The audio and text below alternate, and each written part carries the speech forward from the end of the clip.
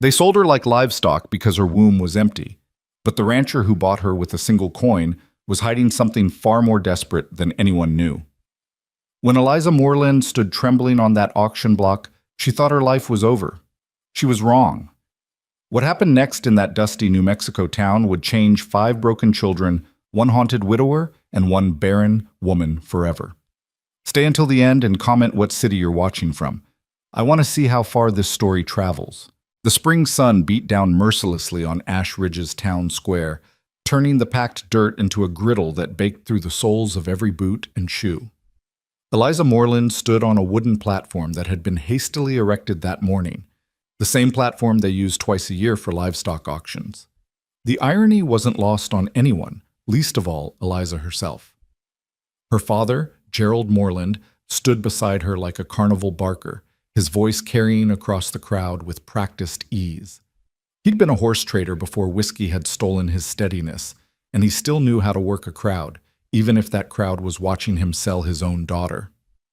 "Gentlemen of Ash Ridge and beyond," Gerald's voice boomed, though there was a slight tremor beneath the bravado that only Eliza could detect. "Before you stands a woman of 22 years, educated by the Sisters of Mercy, skilled in all domestic arts. She can cook a meal fit for a governor, sew stitches finer than any tailor in Santa Fe, and she knows her place, which is to keep her mouth shut and her hands busy." A few men in the crowd chuckled. Eliza felt her cheeks burn, but she kept her eyes fixed on a point just above the horizon, where the Sangre de Cristo Mountains met the sky. Her mother had taught her that trick years ago, back when her mother still spoke to her, still acknowledged her existence. Look beyond them, Eliza. Look to where they can't follow, and they can't touch you. But her mother's wisdom felt hollow now. Nothing could protect her from this, nothing except the mercy of whatever man might take pity on her enough to offer a price. "Now, I know what you're all thinking," Gerald continued, his voice taking on a conspiratorial tone as he leaned forward. "You're thinking, 'Gerald, why would a man like you be selling such a prize? What's wrong with her?'" The crowd murmured in agreement. This was the part they'd all been waiting for. In a town of 300 souls, there were no secrets, only different versions of the truth. Gerald straightened, his face arranging itself into an expression of practiced sorrow.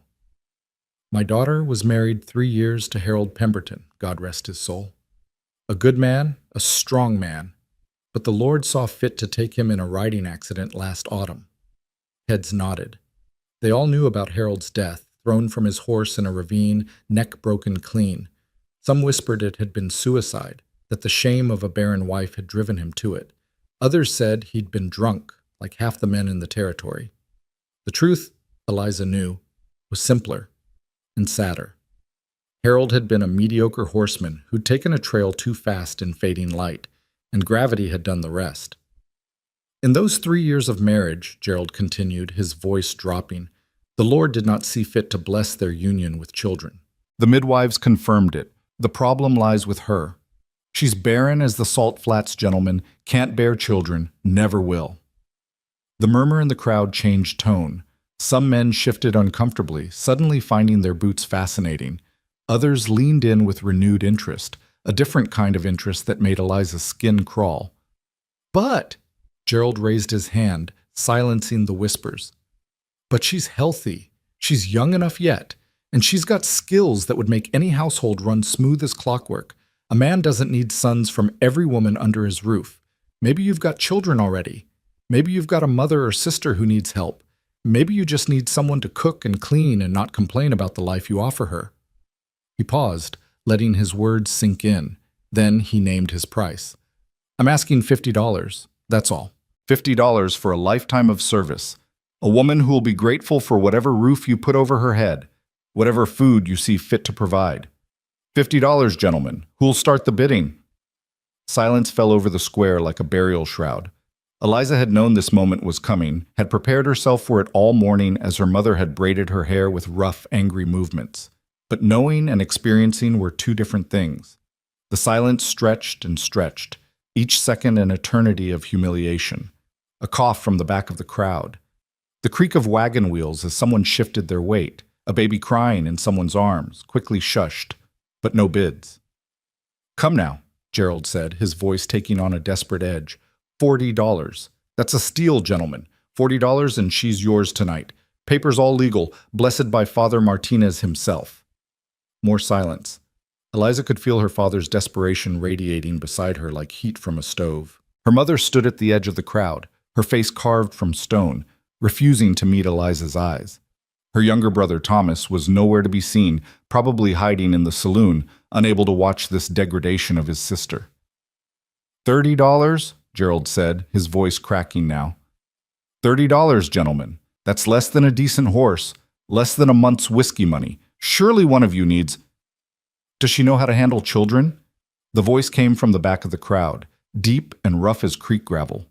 The assembled people parted slightly, creating a corridor through which a man walked forward with measured, unhurried steps. Eliza's eyes flicked to him despite herself. He was tall, easily over 6 feet, with shoulders that spoke of years of hard labor. His clothes were clean but worn, mended in several places with stitches that looked self-administered and practical rather than pretty. A wide-brimmed hat shadowed his face, but she could see a strong jaw darkened with several days of beard growth, and eyes that were a startling shade of blue-gray, like winter sky. "Yes!" Gerald seized on the question like a drowning man grabbing a rope. "Yes, she's wonderful with children. She helped raise her younger brother, and she's got a gentle hand, patient as Job himself." The tall man stopped a few feet from the platform. Up close, Eliza could see the lines around his eyes, not from age, but from squinting into sun and wind. He couldn't have been more than 35, but he carried himself with the weariness of someone much older. "How old are the children she's cared for?" the man asked, his eyes fixed on Gerald, not Eliza. She felt oddly grateful for that. "Oh, all ages," Gerald improvised wildly. "Babes to near grown. She's got away with them, you understand. Natural instinct." "I asked her," the man said quietly, and now his eyes did shift to Eliza. "Not you." The square went utterly silent.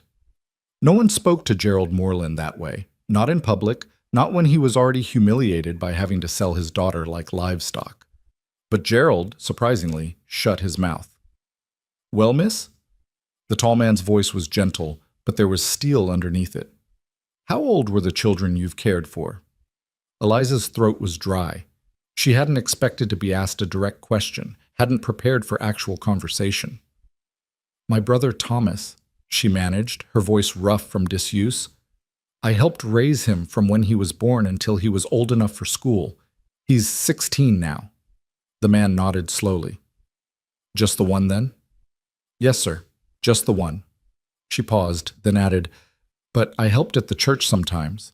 Father Martinez would bring children from families that were struggling. I'd watch them during services, keep them quiet and fed." "Ages?" "Young ones, mostly, walking to about 8 years old." The man was quiet for a long moment, studying her with those winter sky eyes. Eliza felt herself being assessed, measured, but not in the way the other men in the crowd had looked at her. He wasn't evaluating her hips or her face or her potential for warming a bed. He was looking at something else, something she couldn't quite define. "She can't have children," Gerald interjected, clearly worried that this potential buyer was losing interest.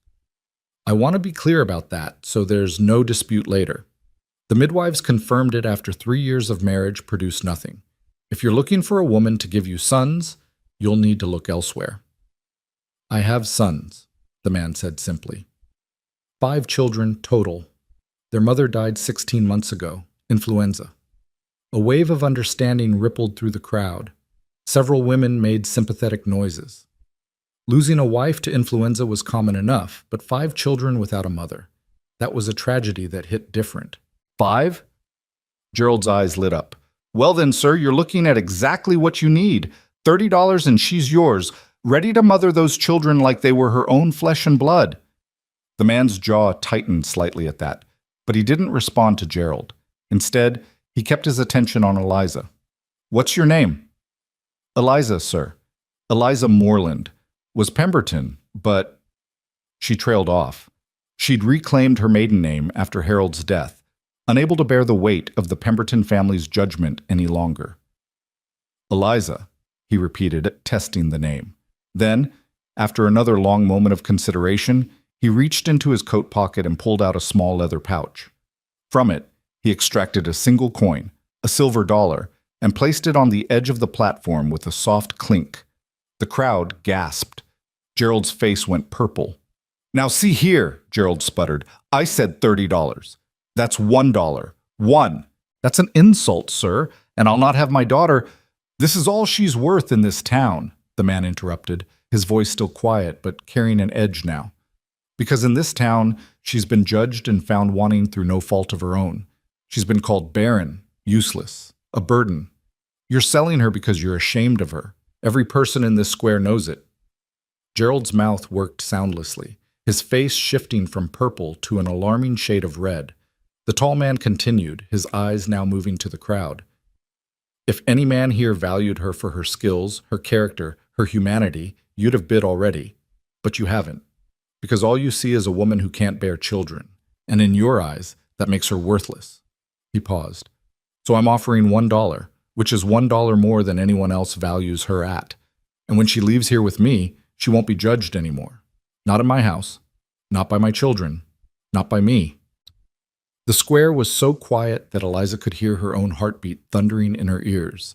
She stared at this stranger, this tall rancher with winter eyes and a voice like distant thunder, and felt something crack open in her chest, something that had been frozen solid since the day the midwife had confirmed what Harold's mother had been whispering for years.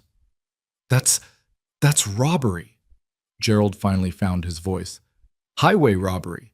I'll have the sheriff's standing right over there," the man said, nodding toward a portly figure at the edge of the crowd. "And he can confirm that this is a legal transaction. You set the terms yourself. Any man with coin can take her tonight. I've got coin. I'm taking her. Unless," he added, turning back to face Gerald directly, "you'd like to call off the sale entirely and take your daughter home with the dignity she deserves?" It was a challenge, plainly spoken. "Keep your daughter and admit you were wrong to sell her, or take the dollar and live with the shame of it." Gerald Moreland had never been a man who chose dignity over profit, no matter how small. His hand shot out and snatched the silver dollar from the platform. "She's yours," he said hoarsely, "and good riddance. Papers will be drawn up by sundown." The tall man nodded once, then turned to Eliza. "I'm Bo Thatcher. I have a ranch about 8 miles northeast near the canyon rim. I need help with my children. They're hurting, and I can't reach them the way their mother could. I can offer you a room of your own, 3 meals a day, and $1 a week for personal necessities. In exchange, I need you to care for the house and the children. Just that. Nothing else." The way he emphasized those last 2 words made his meaning clear. Eliza felt tension she hadn't known she was carrying release from her shoulders. "I understand, Mr. Thatcher," she said softly. "Can you ride?" "Yes, sir." "Not well, but I can stay on a horse." "Good enough. I've got a wagon. Collect whatever belongs to you. We're leaving now." "Now?" Eliza blinked. "But the papers—" "Will be delivered to my ranch when they're ready. I'm not leaving you here 1 minute longer than necessary." Bo Thatcher's voice was firm, brooking no argument. Eliza looked toward her mother, hoping for— what? A goodbye? A moment of reconciliation? But her mother had already turned away, disappearing into the crowd with her shoulders rigid and her head held high, as if she could walk away from the shame of this day through sheer force of will. Her father had pocketed his dollar and was already heading toward the saloon, no doubt planning to drink away his humiliation. "I'll just—" Eliza's voice faltered. "My things are at my parents' house. It's just a few minutes." "I'll come with you," Bo said, "so there's no trouble." They walked through the parting crowd in silence, Eliza acutely aware of the eyes following them, the whispers starting up like wildfire in their wake, Mrs. Henderson clutching her rosary and murmuring prayers, Old Man Sawyer shaking his head in disgust, though whether at her father or at Bo's $1 bid, she couldn't tell. The Martin twins, barely 18, watching with wide eyes that would fuel gossip for weeks. The Moreland house sat at the end of a dusty street, small and shabby with peeling paint and a sagging porch. Eliza had grown up in this house, but it had never felt like home, more like a way station, a temporary place she was expected to leave as soon as some man claimed her. Well, someone had claimed her now. She pushed open the door. It was never locked, and went directly to the small room she'd occupied since returning from her brief marriage to Harold. Her possessions fit into a single carpet bag, 2 dresses, one for every day and one for church. Undergarments that she'd mended so many times they were more patched than original fabric. A brush with half its bristles missing, a small Bible her grandmother had given her, and a tin locket containing a tiny portrait of her mother from happier days. She paused over the locket, her thumb tracing the tarnished surface. Her mother had given it to her on her wedding day, pressing it into her palm with a kiss to her forehead, the last tender gesture between them before Harold's mother had started making pronouncements about Eliza's deficiency, and her own mother had withdrawn into cold silence rather than defend her daughter. Eliza fastened the locket around her neck, tucking it beneath her collar where it rested against her heart like a coal of mixed warmth and pain. When she emerged from her room, Beau was standing in the front hallway, his hat in his hands, looking at the faded photographs on the wall. He turned as she appeared, his eyes going to the small carpet bag. "That's everything?"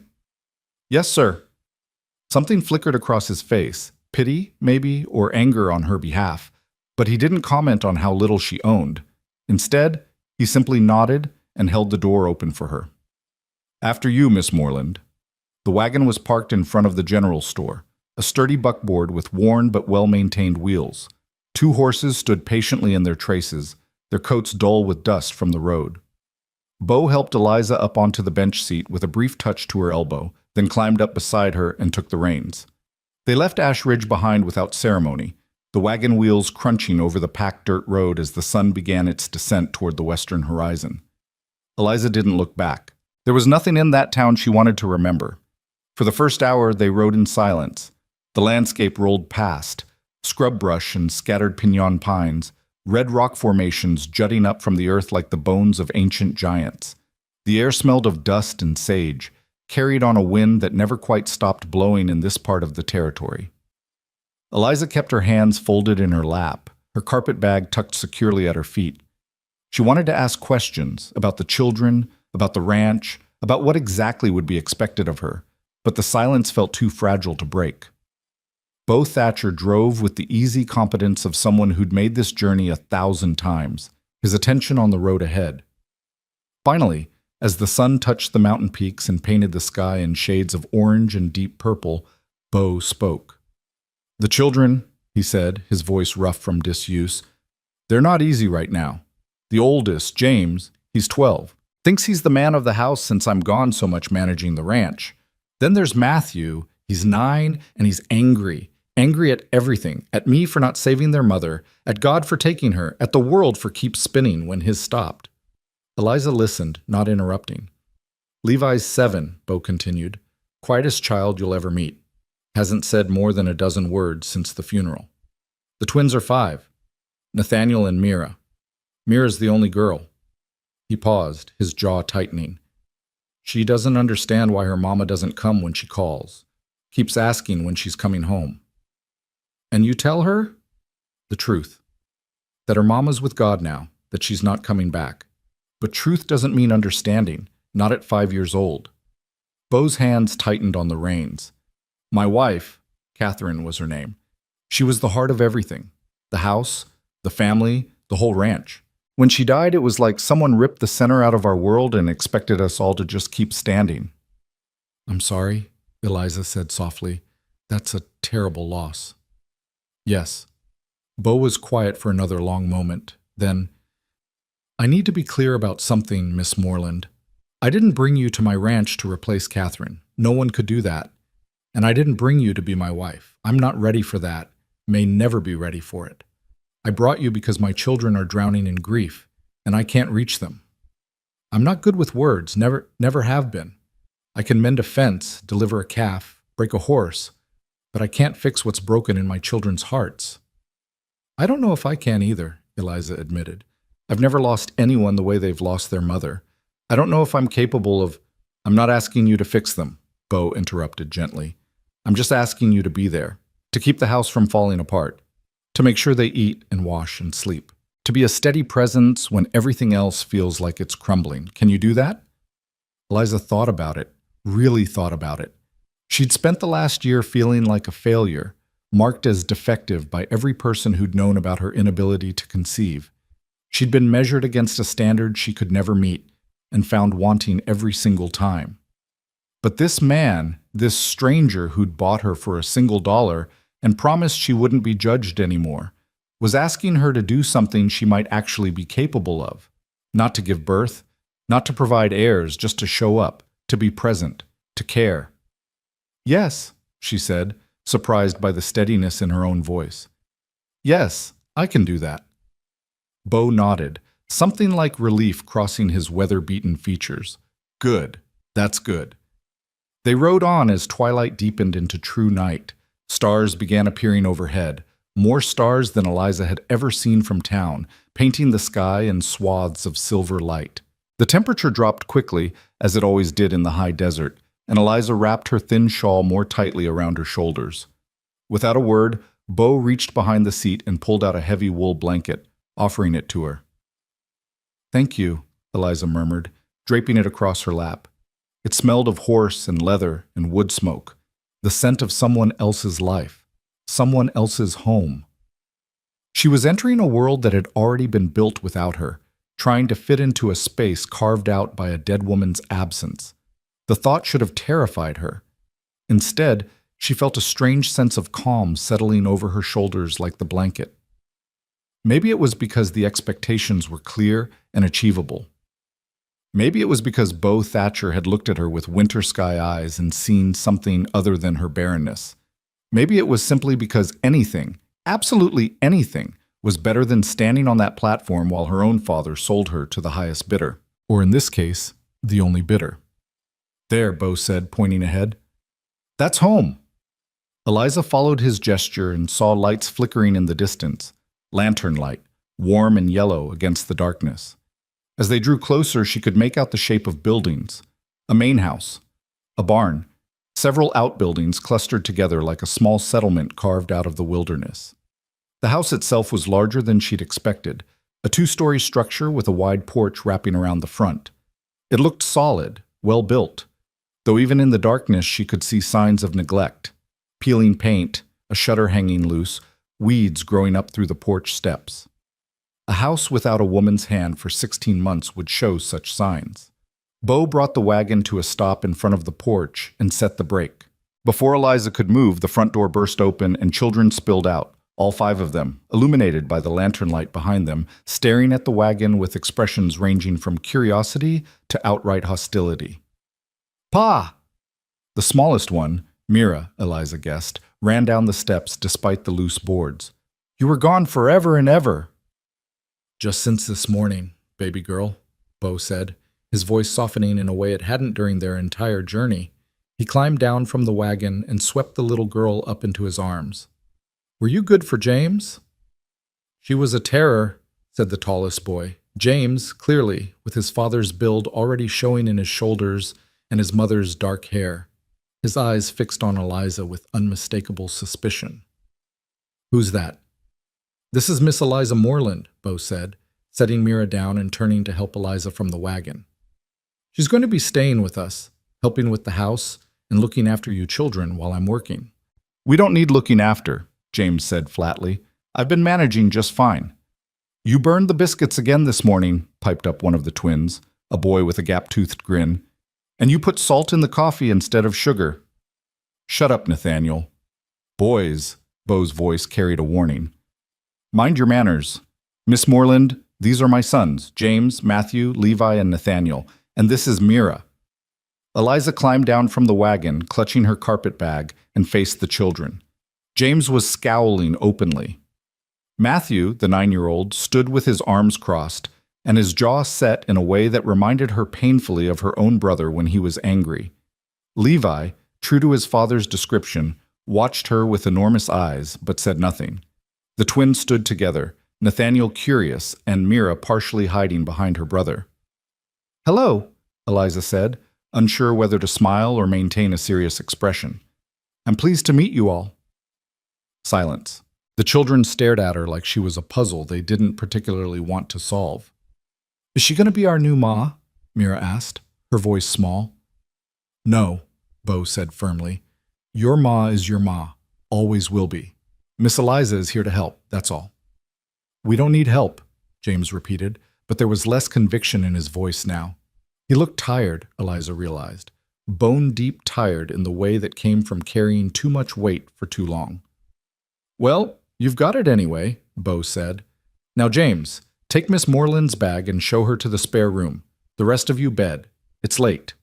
But bed. Now. The children dispersed, though not without plenty of foot-dragging and mutinous looks. James snatched Eliza's carpet bag with barely contained hostility and disappeared into the house. The others followed, casting looks back over their shoulders. Bo waited until they were inside, then turned to Eliza. In the lantern light, his face looked haggard, older than it had in the harsh sun of Ash Ridge.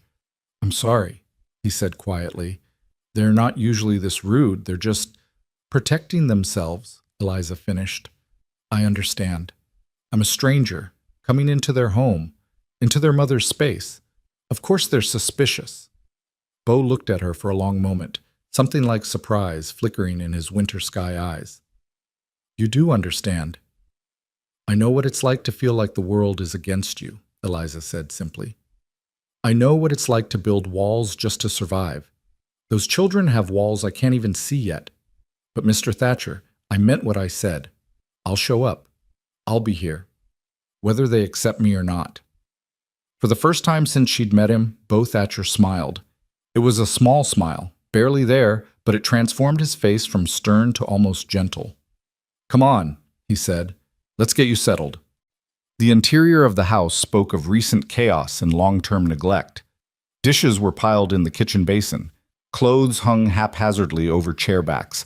The floor needed sweeping, and dust coated every surface that wasn't in daily use. But underneath the disorder, Eliza could see the bones of a well-loved home. Handmade curtains, now faded. A dining table scarred with use but solidly built. Children's drawings pinned to the walls with careful placement. James was waiting at the top of the stairs, her carpetbag at his feet. "This is your room," he said shortly, pushing open a door.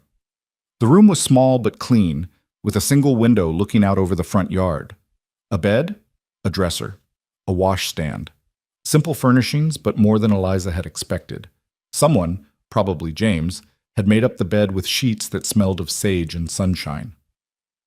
"Thank you," Eliza said, meaning it. James's expression didn't soften. "My ma's things are in the attic. Pa couldn't bear to move them, so they're just sitting up there gathering dust. You're not to touch them. You're not to go in their bedroom, and you're not to think you can just walk in here and take her place, because you can't." Each word was like a small stone thrown with precision, meant to hurt. But Eliza had been hurt by experts, Harold's mother, her own parents, the whole town of Ash Ridge. A 12-year-old boy's anger, no matter how justified, couldn't touch her the way their judgment had. "I'm not here to take anyone's place, James," she said quietly. "I'm here to help, that's all." "We'll see," James said, and turned on his heel, leaving her alone in the small room with her carpetbag and her thoughts. Eliza sat on the edge of the bed, her hands trembling slightly now that she was finally alone. The enormity of what had happened today was beginning to sink in. This morning, she'd woken in her childhood bedroom in Ash Ridge, knowing her father planned to sell her but not believing it would actually happen. Tonight, she was in a stranger's house, 8 miles from everything she'd ever known, responsible for 5 grieving children who wanted nothing to do with her. She pulled the locket from beneath her collar and opened it, looking at the tiny portrait of her mother. The woman in the picture was smiling, young, full of hope, nothing like the cold stranger who'd turned away from her in the square today. "I'm sorry, Mama," Eliza thought. "I'm sorry I couldn't be what you wanted. I'm sorry I'm broken." But even as she thought it, Bo Thatcher's words echoed in her memory. "She won't be judged anymore. Not in my house. Maybe broken was all right here. Maybe broken could still be useful." Eliza changed into her nightgown, washed her face in the basin, and crawled between the sage-scented sheets. Through the thin walls, she could hear the sounds of the house settling, floorboards creaking, a child coughing, the distant sound of Bo's boots on the stairs. Tomorrow, she thought, she would begin the work of earning her place here. Tomorrow, she would face whatever challenges these children threw at her. Tomorrow, she would prove that a woman didn't need a working womb to have value. But tonight, alone in a strange room in a house full of grief, Eliza Moreland let herself cry for everything she'd lost and everything she might never have. She cried for her marriage, for her parents' love, for the children her body would never create. She cried for the woman she'd been expected to be and the woman she actually was. And somewhere in the depths of that grief, she found the smallest spark of something else. Not hope, exactly. Not yet, but possibility. The possibility that here, in this broken house with these broken children and this broken man, she might finally find a place where being broken was enough. Outside her window, the desert night sang with crickets and the distant howl of coyotes. The stars wheeled overhead in their ancient patterns, indifferent to human suffering, indifferent to human joy. And in the small room at the top of the stairs, Eliza Moreland closed her eyes and let exhaustion carry her into dreamless sleep. Tomorrow would come soon enough. Tomorrow, with all its trials and terrors and tiny mercies. Tomorrow, she would begin again. Dawn broke across the New Mexico territory with the subtlety of a hammer strike, all harsh light and immediate heat even in the early hours. Eliza woke to unfamiliar sounds, a rooster crowing somewhere close by, the lowing of cattle in the distance, and the unmistakable thunder of children's feet on wooden stairs. She sat up, momentarily disoriented by the strange room, the strange bed, the strange life she'd stepped into less than 12 hours ago. Her first instinct was to lie back down, to pull the covers over her head and pretend yesterday had been nothing more than a fever dream. But the sounds of the waking household wouldn't allow for cowardice. Eliza dressed quickly in her everyday dress, a faded calico that had seen better years, and braided her hair with fingers that still trembled slightly. Through the thin walls, she could hear voices raised in argument. "I told you to watch the stove, Matthew." "I did watch it. It's not my fault the pan was too hot." Everything's always someone else's fault with you, isn't it?" "Shut up, James. You're not Pa." "Boys, please." That last voice was smaller, younger, one of the twins, maybe. Eliza steeled herself and opened her door, stepping into the chaos that was apparently a normal Thatcher morning. The kitchen was a disaster of smoking pans, scattered flour, and 5 children in various states of dress and distress. James stood at the stove, wielding a spatula like a weapon, his face flushed with frustration and heat.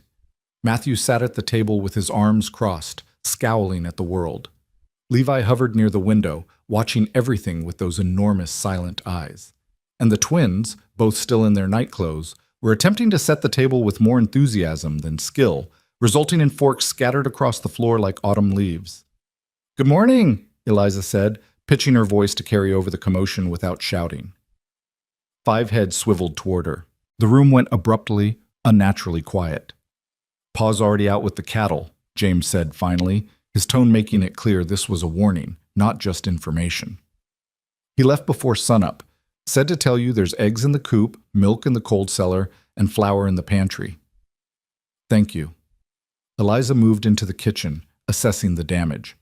Burned eggs in one pan, what looked like the remains of an attempted pancake in another. Coffee, boiling over on the back burner, filling the room with a bitter smell. "May I?" James stepped back from the stove with obvious relief masquerading as indifference. "Suit yourself." Eliza had learned to cook in her mother's kitchen under the strict tutelage of a woman who believed that proper food preparation was a woman's highest calling. She'd never particularly enjoyed it, but she knew her way around a stove. She removed the ruined pans, dumped the coffee, which was more sludge than beverage, and started fresh. The children watched her in silence, their expressions ranging from James's barely concealed hostility to Mira's wide-eyed curiosity. "Nathaniel, Mira," Eliza said as she measured coffee grounds, "could you pick up those forks and put them in the basin? We'll need to wash them before we use them." The twins looked at each other, then at James, clearly seeking permission.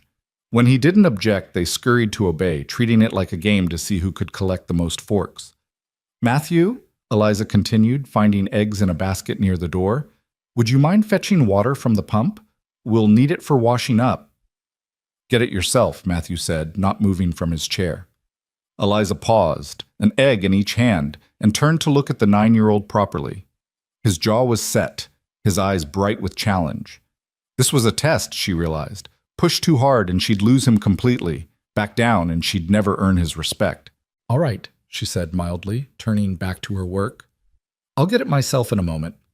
Though I have to say, your father struck me as the kind of man who raises children with better manners than that. It was a gamble, invoking Beau's authority when he wasn't present to back her up, but something in the boy's expression flickered. Shame, maybe, or the ghost of remembered lessons about courtesy. He stood up so abruptly his chair scraped across the floor. "Fine," he muttered, grabbing the water bucket and stalking out the back door. Small victory. Eliza allowed herself a mental note of it before cracking eggs into a bowl. Beside her, James was studiously ignoring her presence, but she could feel his attention tracking her every move. "Your mother must have been a wonderful cook," Eliza ventured, whisking the eggs with a fork. "This is a well-organized kitchen. Everything has its place." "She was the best," Mira piped up, her voice carrying that peculiar combination of pride and pain that children use when talking about lost parents. "She made cinnamon rolls every Sunday, and her stew was better than anyone's in the whole territory." "Mira," James said sharply, "don't." "But it's true. And she sang while she cooked, and she let us help sometimes, and—" "I said don't!" James's voice cracked like a whip, and Mira's face crumpled. The little girl fled from the kitchen, her bare feet slapping against the wooden floor as she ran toward the stairs. The silence that followed was suffocating. James stood rigid, his hands clenched into fists, his face a mask of anger barely containing grief. Nathaniel had frozen mid-fork collection, looking between his oldest brother and the doorway where his sister had disappeared. Even Levi, silent Levi, had turned from the window to stare. "I'll go talk to her," Eliza said quietly. "You'll leave her alone," James shot back. "You don't know anything about her. You don't know anything about any of us." "You're right," Eliza agreed, setting down her whisk. "I don't know you. I don't know what your mother was like, or how much you miss her, or how angry you are that I'm here in her kitchen, using her pans, trying to fill a space that was never meant to be empty." She met James's eyes steadily. "But I know what it's like to hurt James, and I know that taking that hurt out on your little sister isn't going to make it better. So I'm going to go check on her, and you're going to let me because that's what your father asked me to do." For a moment, she thought James might physically block her path. His whole body vibrated with the need to assert control, to maintain the fragile order he'd built in the 16 months since his mother's death. But something in Eliza's calm refusal to be cowed must have reached him because he stepped aside. "Don't expect her to like you," he said, his voice low and harsh. "Don't expect any of us to like you." "I don't," Eliza said honestly. "I just expect you to let me try." She found Mira in the room she apparently shared with her brothers, a cramped space with 2 sets of bunk beds and clothes strewn across every surface. The little girl was curled on the bottom bunk, clutching a rag doll that had seen better days, her small shoulders shaking with sobs. Eliza stood in the doorway for a moment, remembering her own childhood tears, the way her mother had sometimes held her and sometimes told her to stop being dramatic.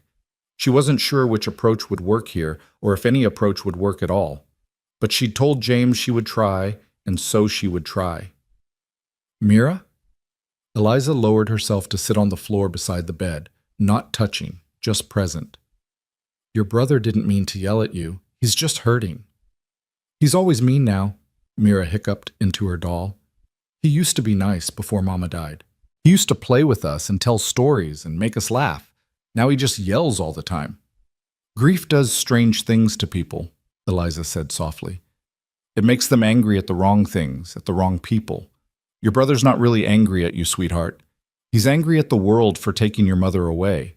But you're here, and the world isn't, so sometimes the anger lands on you instead." Mira turned her tear-stained face toward Eliza, considering this. "Are you grieving too? Is that why you're here?" The question, asked with such innocent directness, hit Eliza like a physical blow. "In a way," she admitted. "I lost something too. Not a person, but a life I thought I was supposed to have. And when I lost it, I felt very angry and very sad, just like you feel about your mama." "Did it make you mean?" "Sometimes. I think sometimes I was mean to myself, in my head, telling myself I wasn't good enough, that I'd failed." Eliza paused, choosing her words carefully. "But then your father gave me a chance to try something different, to help someone instead of just feeling sorry for myself." Do you think that was a good thing for him to do? Mira nodded slowly, her fingers worrying at the doll's yarn hair. Mama always said helping people was the best medicine for sad hearts. Your mama sounds like she was very wise. She was the best mama in the whole world, Mira declared, fresh tears welling up. And I miss her so much my chest hurts, and nobody understands, not even Pa, because he's always working and he doesn't have time to talk about Mama anymore. Eliza's heart broke a little at that, at the image of this little girl carrying such a massive weight of grief with nowhere to put it down. She didn't have Bo's permission to make promises, didn't have the right to offer things that weren't hers to give, but she couldn't just sit here and do nothing. I can't be your mama, Mira, Eliza said gently. No one can be her except her, and she's gone. And that's the worst kind of unfair, but I can listen if you want to talk about her. I can hold your hand when the missing gets too big. I can make sure you eat breakfast and get tucked in at night and have clean clothes to wear. Would that be all right? Would that be a help? Mira studied her with those enormous blue eyes, her father's eyes, weighing Eliza's words with the gravity of a much older person. Finally, she nodded. I guess that would be all right. But I'm still going to miss Mama. Of course you are, Eliza said. You should miss her. Missing her means you loved her, and love doesn't stop just because someone's gone. Really? Really? Mira sat up, wiping her nose on her nightgown sleeve in a way that suggested she'd been missing maternal guidance for longer than 16 months. Are you going to make breakfast? James always burns it. I was in the middle of making eggs when I came up here, Eliza said, pushing herself to her feet with a slight groan. Would you like to help me finish? The little girl's face brightened immediately. Mama used to let me crack eggs. I'm very good at it. Well, mostly good at it. Sometimes the shells get in there, but Pa says that's just extra crunch. Eliza held out her hand, and after only a moment's hesitation, Mira took it. Her small fingers were warm and slightly sticky, her grip surprisingly strong. Together, they descended the stairs and returned to the kitchen, where the boys had apparently negotiated a temporary truce in their absence. Matthew had returned with the water, though he'd slopped a good amount of it across the floor in the process. James had managed to scrape the burned remnants from the pans and was making a half-hearted attempt at setting the table properly. Levi remained at his post by the window, and Nathaniel was trying to fold napkins into elaborate shapes with more ambition than skill. Mira's going to help me finish breakfast, Eliza announced, guiding the little girl to a stool beside the stove. The rest of you, go get dressed properly. Breakfast will be ready in 15 minutes. You can't tell us what to do, Matthew said, but there was less conviction in it now, more rote recitation of an expected response. You're right. I can't force you to do anything, Eliza agreed pleasantly, pouring the whisked eggs into a heated pan slicked with butter.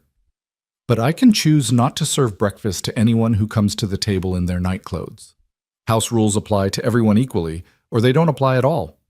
James's mouth twitched, not quite a smile, but something that might become one eventually. Come on, he told his brothers. You heard her, and you know Pa would say the same thing. The boys trooped out, leaving Eliza alone with Mira and the steadily cooking eggs. The little girl proved to be surprisingly capable in the kitchen, directing Eliza to the right cupboards for plates and the right drawer for utensils, chattering all the while about how her mother used to organize things, and why everything was where it was. And this spoon, Mira said, holding up a wooden spoon worn smooth with use. This was Mama's favorite for stirring stew. She said it was lucky because Grandma gave it to her when she married Pa, and it had never broken or burned no matter how many pots of stew she made. Eliza took the spoon carefully, feeling the weight of it, the history embedded in its smooth wood. Then we should use it for something special, she said. What if we make stew for dinner tonight? Would you help me? Mira's whole face lit up. Really? You'll let me help with Mama's stew? If you teach me how she made it. I've never made stew in this kitchen before. I'll need a good teacher. The little girl practically vibrated with excitement. I know where she kept her recipe box. I'll show you after breakfast. By the time the boys returned, all dressed now, though Matthew's shirt was inside out, and Nathaniel had managed to button his vest wrong, Eliza had produced a passable breakfast of scrambled eggs, toasted bread, and fresh coffee that actually tasted like coffee instead of mud. It wasn't fancy, and it certainly wasn't the feast these children were probably used to from their mother, but it was hot and plentiful, and no one complained. Well, no one complained out loud. The look Matthew shot at his eggs suggested he was mentally cataloging every way they failed to meet his standards. But he ate them anyway, which Eliza counted as another small victory. Bo returned as they were finishing up, his hat dusty and his boots caked with mud from the fields. He paused in the doorway, taking in the scene. Children fed and dressed, kitchen more or less clean, Eliza at the stove washing the last of the pans. "Miss Moreland," he said, surprise evident in his voice. "You're up early." "The rooster was very insistent about that," Eliza replied, drying her hands on a towel that had definitely seen better days. "The children have eaten. There's coffee if you'd like some, and I can make you a plate." "No need. I ate before dawn." Bo removed his hat, running a hand through hair that was showing the first threads of silver at the temples. "But thank you. How did everything go?" His eyes flicked to his children as he asked, the real question underneath the polite words, "Did they make it impossible? Did they break you already?" "We managed just fine," Eliza said. "Mira was very helpful in showing me where things were kept. And we're planning to make stew for dinner tonight, if that's agreeable to you." Something complicated crossed Bo's face at that. Pain, maybe, or memory. "Catherine's stew was always my favorite," he said quietly. "Then we'll do our best to make it as good as she did," Eliza said, meeting his eyes steadily. "Mira tells me her mother kept a recipe box." "In the pantry, top shelf." Bo was quiet for a moment, then seemed to shake himself. "I need to head back out. There's fence line that needs mending before the cattle find the weak spots. James, you're with me. Matthew, I need you to feed the chickens and collect eggs. Nathaniel, you're on mucking duty in the barn. Levi," he paused, looking at his quietest son, "help Miss Moreland with whatever she needs. Can you do that?" Levi nodded silently, his enormous eyes solemn. "And Mira, you help your brother and Miss Moreland. Mind your manners and do as you're told." Bo settled his hat back on his head and turned toward the door, then paused. "Miss Moreland, if you need anything, ring the bell on the back porch. 2 long rings means trouble. Otherwise, I'll be back for dinner." "We'll be fine," Eliza assured him, with more confidence than she felt. Bo studied her for another long moment, as if weighing whether to believe her, then nodded and headed out with James trailing behind him, the 12-year-old's shoulders already taking on the set of a man's burden. The rest of the morning passed in a blur of domestic activity. Eliza discovered that the Thatcher household was desperately in need of the kind of deep cleaning that only happened when someone cared enough to notice the details. 16 months of grieving men and children had left its mark, dust in the corners, stains on the floors, windows that hadn't been properly washed in seasons. But underneath the neglect, she found evidence of Catherine Thatcher's careful stewardship. Carefully mended curtains, hand-embroidered dish towels, a sampler on the wall that read, "Bless this home," in neat cross-stitch. Every sign of a woman who had loved this place, who had poured her heart into making it more than just a house. Eliza worked steadily through the chaos, teaching Mira and the reluctant Nathaniel how to properly sweep a floor, how to dust without just moving the dirt from one place to another, how to shake out rugs and hang them to air. Levi shadowed them silently, occasionally picking up dropped items or moving furniture without being asked, his contribution wordless but appreciated. Matthew finished his chicken duties and disappeared to sulk somewhere. Eliza didn't press it. The boy needed space to feel whatever he was feeling, and she wasn't going to chase him down like a truant. By noon, the main room looked almost civilized. Eliza stood in the center of it, hands on her hips surveying their work. The floors gleamed, the windows let in actual sunlight instead of filtered murk, and the air smelled of lemon oil and soap instead of stale grief. "It looks like it used to," Mira said softly, standing beside her. "When Mama was here." "Your Mama had good taste," Eliza said, "and she took care of things. We're just continuing what she started."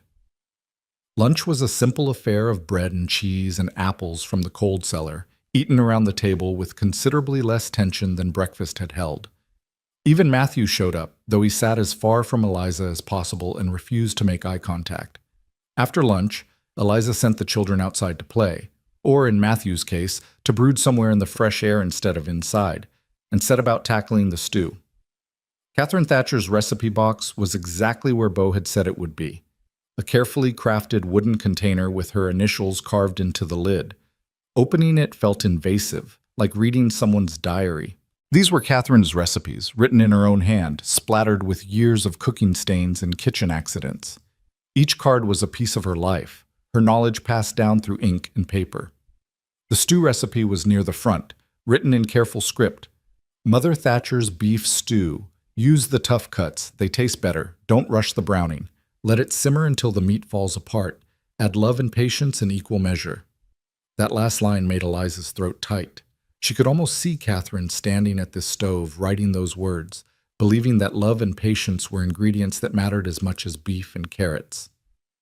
"Can I help?" Mira had appeared at her elbow, quiet as a cat. "Of course," Eliza said, swallowing past the emotion. "You can be my assistant chef. First thing we need is meat from the cold cellar. Think you can show me where that is?" Together, they gathered ingredients. Tough beef that needed slow cooking, potatoes from the root cellar, carrots and onions, herbs from the dried bundles hanging in the pantry. Mira narrated her mother's methods as they worked, her small voice carrying the weight of precious memories. "Mama always sang when she cut up vegetables," Mira offered, watching Eliza chop onions. "Said it made the time go faster and the food taste better." "What did she sing?" "All kinds of things, church hymns sometimes, but mostly this one song about a mockingbird. I don't remember all the words, but it went like this." Mira hummed a few bars of a melody that was probably Hush Little Baby, her pitch uncertain but her enthusiasm absolute. Eliza found herself humming along, then quietly singing the words she remembered from her own childhood. Her voice was nothing special, serviceable but plain, but it filled the kitchen with something other than silence and grief. By the time Beau and James returned, dusty and tired from their fence mending, the house smelled like home, like beef and herbs and fresh-baked biscuits, like effort and care, and the beginnings of healing. Beau stood in the doorway again, but this time his expression was different. Not surprise, but something deeper, something that looked almost like pain. "Pa?" James touched his father's arm. "You all right?" "Fine," Beau said hoarsely. "Just smells like it used to, that's all." He didn't say more, just moved to wash up at the basin. But Eliza saw the way his hand shook slightly as he worked the pump, the way he kept his face turned away from his children so they wouldn't see whatever emotion was threatening to unmoor him. Dinner was a quiet affair, tension threaded through every bite. The stew was good, not perfect, but good, and the children ate with the kind of focus that suggested they'd been half-starved for this particular comfort food. Even Matthew managed 3 helpings, though he still refused to acknowledge Eliza directly. "This is just like Mama's," Mira announced happily. "Miss Eliza made it from Mama's recipe, and I helped." "It's very good," Beau said, his voice carefully neutral. "Thank you, Miss Moreland." "Mira did most of the work," Eliza demurred. "She knew exactly how her mother made it. I just followed instructions." James looked up at that, something shifting in his expression. Not acceptance, not yet, but maybe the first crack in his armor. "You used Ma's recipe box?" "With your father's permission, yes." Eliza met the boy's eyes. "Your mother's recipes are treasures, James. They deserve to be used, to keep feeding this family the way she would have wanted. I hope that's all right." James didn't answer immediately, turning the question over in his mind. Finally, he nodded once. Yeah, I guess that's all right. Ma wouldn't want all her recipes just sitting there gathering dust." It was the first thing approaching approval James had offered, and Eliza accepted it for the gift it was. After dinner, the children scattered to their evening routines, James to help his father with final chores, Matthew to wherever he went to be alone with his anger, the younger ones to play in the fading light. Eliza cleaned up the kitchen, her hands moving through the familiar rhythm of washing and drying and putting away. She was elbow-deep in soapy water when Levi appeared at her side, so quiet she hadn't heard him approach. He held out a tin cup with both hands, offering it like a sacred object. Eliza dried her hands and took the cup, examining it. It was dented, clearly well used with no particular distinction except for the fact that a small flower had been scratched into the metal. Amateur work, probably done with a nail. "Did you want me to wash this?" she asked gently. Levi shook his head. Then, in a voice so soft she had to strain to hear it, "For you, Mama's cup. She'd want you to have it." The words, coming from this silent child who hadn't said more than a dozen words since his mother's funeral, hit Eliza like a thunderclap. She knelt down, bringing herself to Levi's eye level, the cup cradled in her palms. "Levi, this is precious. Are you sure?" He nodded, his eyes enormous and solemn. Then, even softer, "You're nice to Mira. Mama would like that." Before Eliza could respond, before she could even process what this gesture meant, Levi had turned and fled, disappearing into the gathering dusk with the speed of a startled deer. Eliza stayed kneeling there for a long moment, this battered tin cup in her hands, tears she hadn't planned on crying sliding down her cheeks. She'd spent the last year being told she was worthless, being measured against an impossible standard and found wanting at every turn. And now this quiet little boy, who barely spoke to anyone, had given her his mother's cup and called her nice. It was such a small thing, such an impossibly small thing, but it felt like being handed a piece of the sun. "Miss Moreland?" Beau's voice from the doorway made her start. She stood quickly, swiping at her wet cheeks with the back of her hand, trying to compose herself. "I'm sorry," she said. "I was just... Levi gave me this cup and I..." "Catherine's cup," Beau said quietly, stepping fully into the kitchen. She drank her morning coffee from it every day, claimed it kept the coffee hotter than any other cup in the house, though I think it was just because it was her favorite. "He said she'd want me to have it, because I was nice to Mira." Eliza's voice cracked despite her best efforts. "I don't think anyone's called me nice in a very long time, Mr. Thatcher." Beau moved closer, his boots soft on the clean floor, and gently took the cup from her trembling hands. He turned it over, finding the scratched flower, his thumb tracing it with obvious familiarity. "I did that," he admitted. "Scratched that flower on there for her first Mother's Day after James was born. Wanted to give her something special, but we didn't have much money. So I took a nail and spent an evening scratching this sorry excuse for a daisy into the tin. She cried when I gave it to her, told me it was the most beautiful thing she'd ever seen." He handed the cup back to Eliza, his winter sky eyes holding hers. "Levi hasn't spoken more than a handful of words since the funeral. The doctor said it's grief, that he'll talk again when he's ready. But he talked to you today. Gave you something precious. That means something, Miss Moreland. That means you're doing exactly what I hoped you'd do." "I'm just trying to help," Eliza whispered. "I don't know if I'm doing it right. I burned the first pot of coffee this morning, and I'm pretty sure Matthew hates me, and James barely tolerates my existence, and I keep feeling like I'm walking through someone else's life, someone else's home." "You are," Beau interrupted gently. "You're walking through Catherine's life, trying to keep it going when she can't. That's an impossible task, Miss Moreland. No one expects you to be her, but maybe you can be yourself here. Maybe that's enough." Eliza looked down at the cup in her hands, at the scratched flower that represented a young father's love for his wife, now entrusted to a stranger's care. "I hope so," she said. "I hope I'm enough for them. For all of you." Beau didn't respond to that, just stood there in the fading light of the kitchen, close enough that Eliza could smell the day's work on him, dust and sweat and honest labor. For a long moment, they simply existed in the same space, two broken people trying to hold together a household fractured by loss. Then Beau stepped back, clearing his throat. "I should check on the boys, make sure they're settled for the night. Thank you for dinner, Miss Moreland, and for everything else today." "Eliza," she said impulsively. "You can call me Eliza. Miss Moreland makes me feel like a schoolteacher." The corner of Beau's mouth lifted, not quite a smile, but close. "Eliza, then. Good night."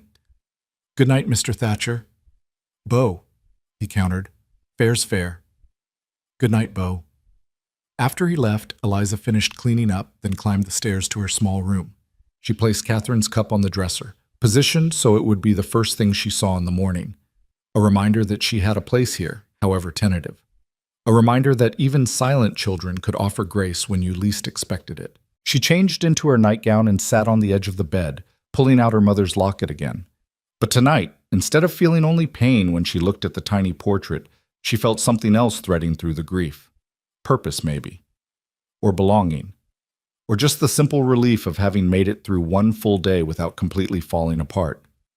Outside her window, the desert night sang its ancient song, and in the house below, 5 children and 1 grieving father settled into sleep. Their home a little cleaner, their bellies a little fuller, their grief a little less suffocating than it had been the day before. It wasn't much, but it was something. And sometimes, Eliza was learning, something was enough. The days that followed settled into an uneasy rhythm, like a song played in an unfamiliar key. Eliza rose with the rooster each morning, her body slowly adjusting to the demands of ranch life.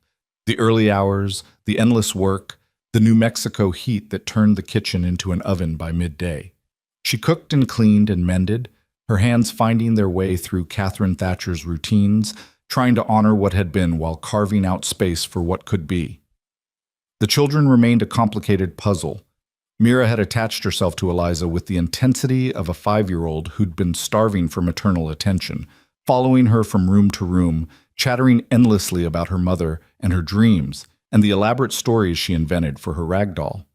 Nathaniel was easier, his sunny disposition making him quick to accept anyone who showed him kindness and didn't yell.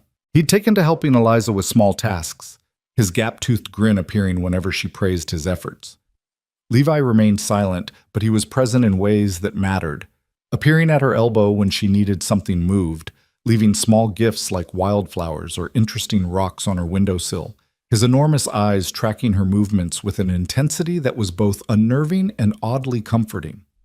James had progressed from outright hostility to wary tolerance, though he still watched her like a hawk, ready to pounce if she made one wrong move. And Matthew remained stubbornly, determinedly angry, his 9-year-old rage a wall she couldn't seem to breach, no matter how gentle her approach. 3 weeks into her tenure at the Thatcher Ranch, everything changed. It started innocently enough. Mira woke up fussy, complaining that her throat hurt and her head felt funny. Eliza felt the little girl's forehead, warm but not alarming, probably just a summer cold, nothing that rest in fluids wouldn't cure. "You're staying in bed today, sweetheart," Eliza said, tucking the covers around Mira's small body. "I'll bring you some tea with honey, and you can rest while your brothers do their chores." "But I wanted to help you make bread," Mira protested weakly, her voice already taking on that raspy quality that came with illness. "The bread will wait. You can't help me if you're sick." Eliza smoothed the damp hair back from Mira's forehead. "Close your eyes now. I'll check on you in a little while." By noon, Mira's condition had worsened. The mild fever had spiked into something more serious, her small body burning hot to the touch despite the cool cloths Eliza kept applying. The little girl drifted in and out of consciousness, mumbling nonsense about her mother and the chickens and whether the sky was supposed to be that color. "I need to get your father," Eliza told James, trying to keep the panic out of her voice. "Can you ride out to the north pasture where he's working?" James's face had gone pale, his earlier swagger replaced by raw fear. Is it like when Ma—" "No," Eliza said firmly, though she wasn't sure she believed it herself. "It's not like that. But she needs her father, and she needs the doctor. Can you fetch your father while I send Matthew to town for Doc Morrison?" James nodded mutely and bolted for the door, running toward the barn with the desperate speed of a child trying to outrun his worst nightmare. Matthew, when told he needed to ride to town, just stared at her with those angry eyes. "Why should I do what you say?" "Because your sister is very sick," Eliza said, her patience finally cracking under the weight of fear and exhaustion. "Because I can't leave her to ride for the doctor myself. Because, despite the fact that you've spent 3 weeks treating me like I'm your enemy, I know you love Mira. So please, Matthew, please ride to town and bring back Doc Morrison." Something in her voice, the desperation maybe, or the fact that she'd finally acknowledged his hostility directly, got through to him.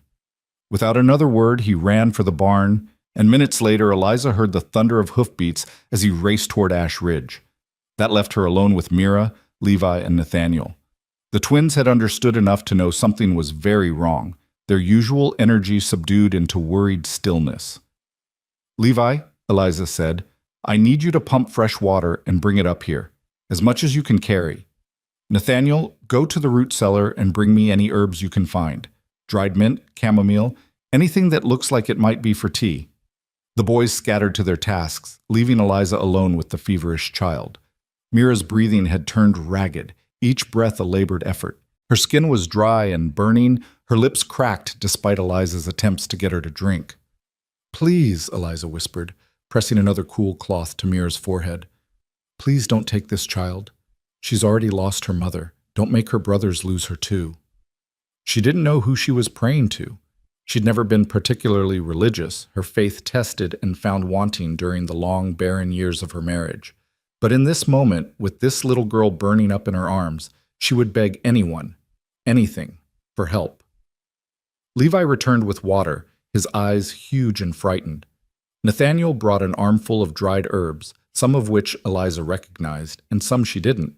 She made a tea from chamomile and mint, sweetening it with honey, and tried to coax Mira into drinking.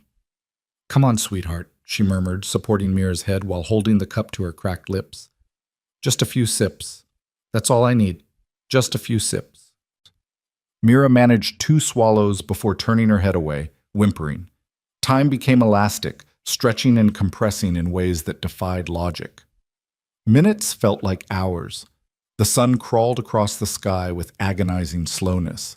Eliza kept working, cool cloths, fresh water, attempts to get liquids into Mira's body. Levi and Nathaniel hovered nearby, too frightened to leave but too helpless to do anything useful. When Bo finally burst through the door, his face was a mask of controlled terror. Behind him came James, and behind James came Matthew, with Doc Morrison, a grizzled man in his 60s who'd seen every kind of illness the territory had to offer.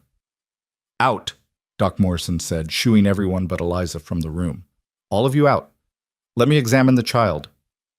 The next 20 minutes were excruciating.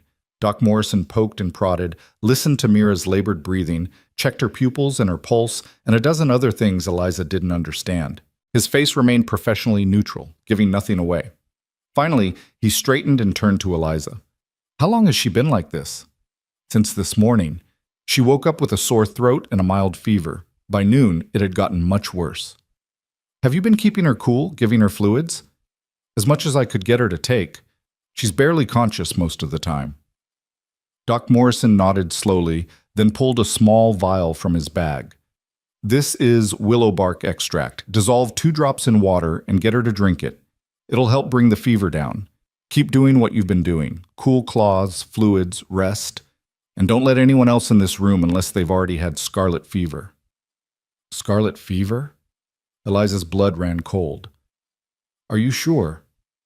"Pretty sure. The rash will confirm it in the next day or so, but all the signs are there." He fixed her with a stern look. "This is serious, miss. This fever could kill her if it gets any higher. You need to stay with her, keep her cool, get fluids in her any way you can. Can you do that?" "Yes," Eliza said, her voice steadier than she felt. "I can do that." "Good.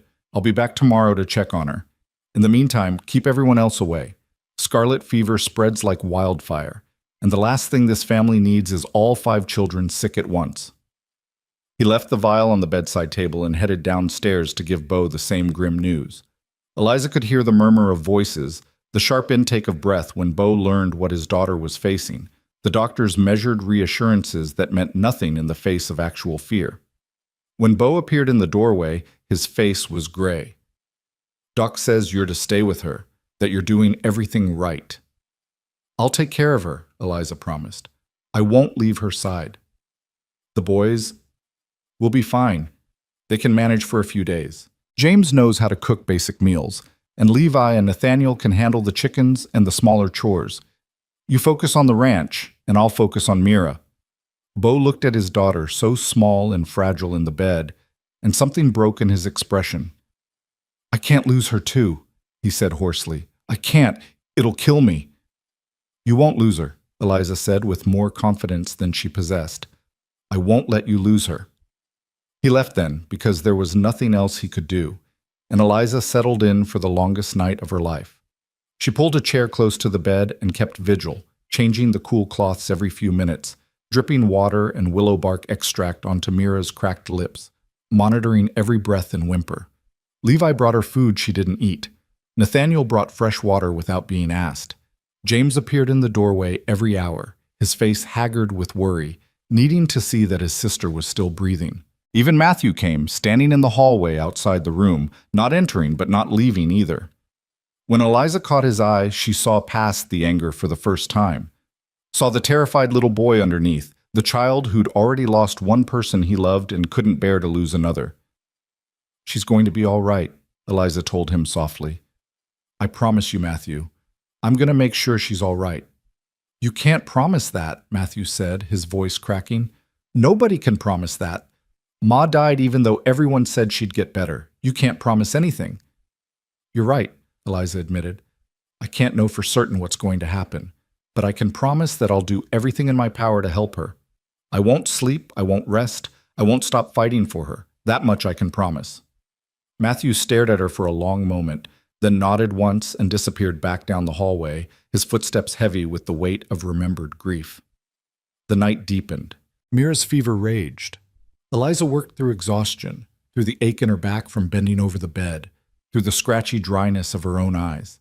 She sang every lullaby she could remember from her childhood, her voice rough but persistent. She told stories about brave little girls who fought dragons and won. She prayed in whispered fragments, bargaining with a god she wasn't sure was listening. Somewhere around 3 in the morning, Mira's fever spiked higher. The little girl began thrashing, her small body convulsing with the heat, her skin so hot it hurt to touch.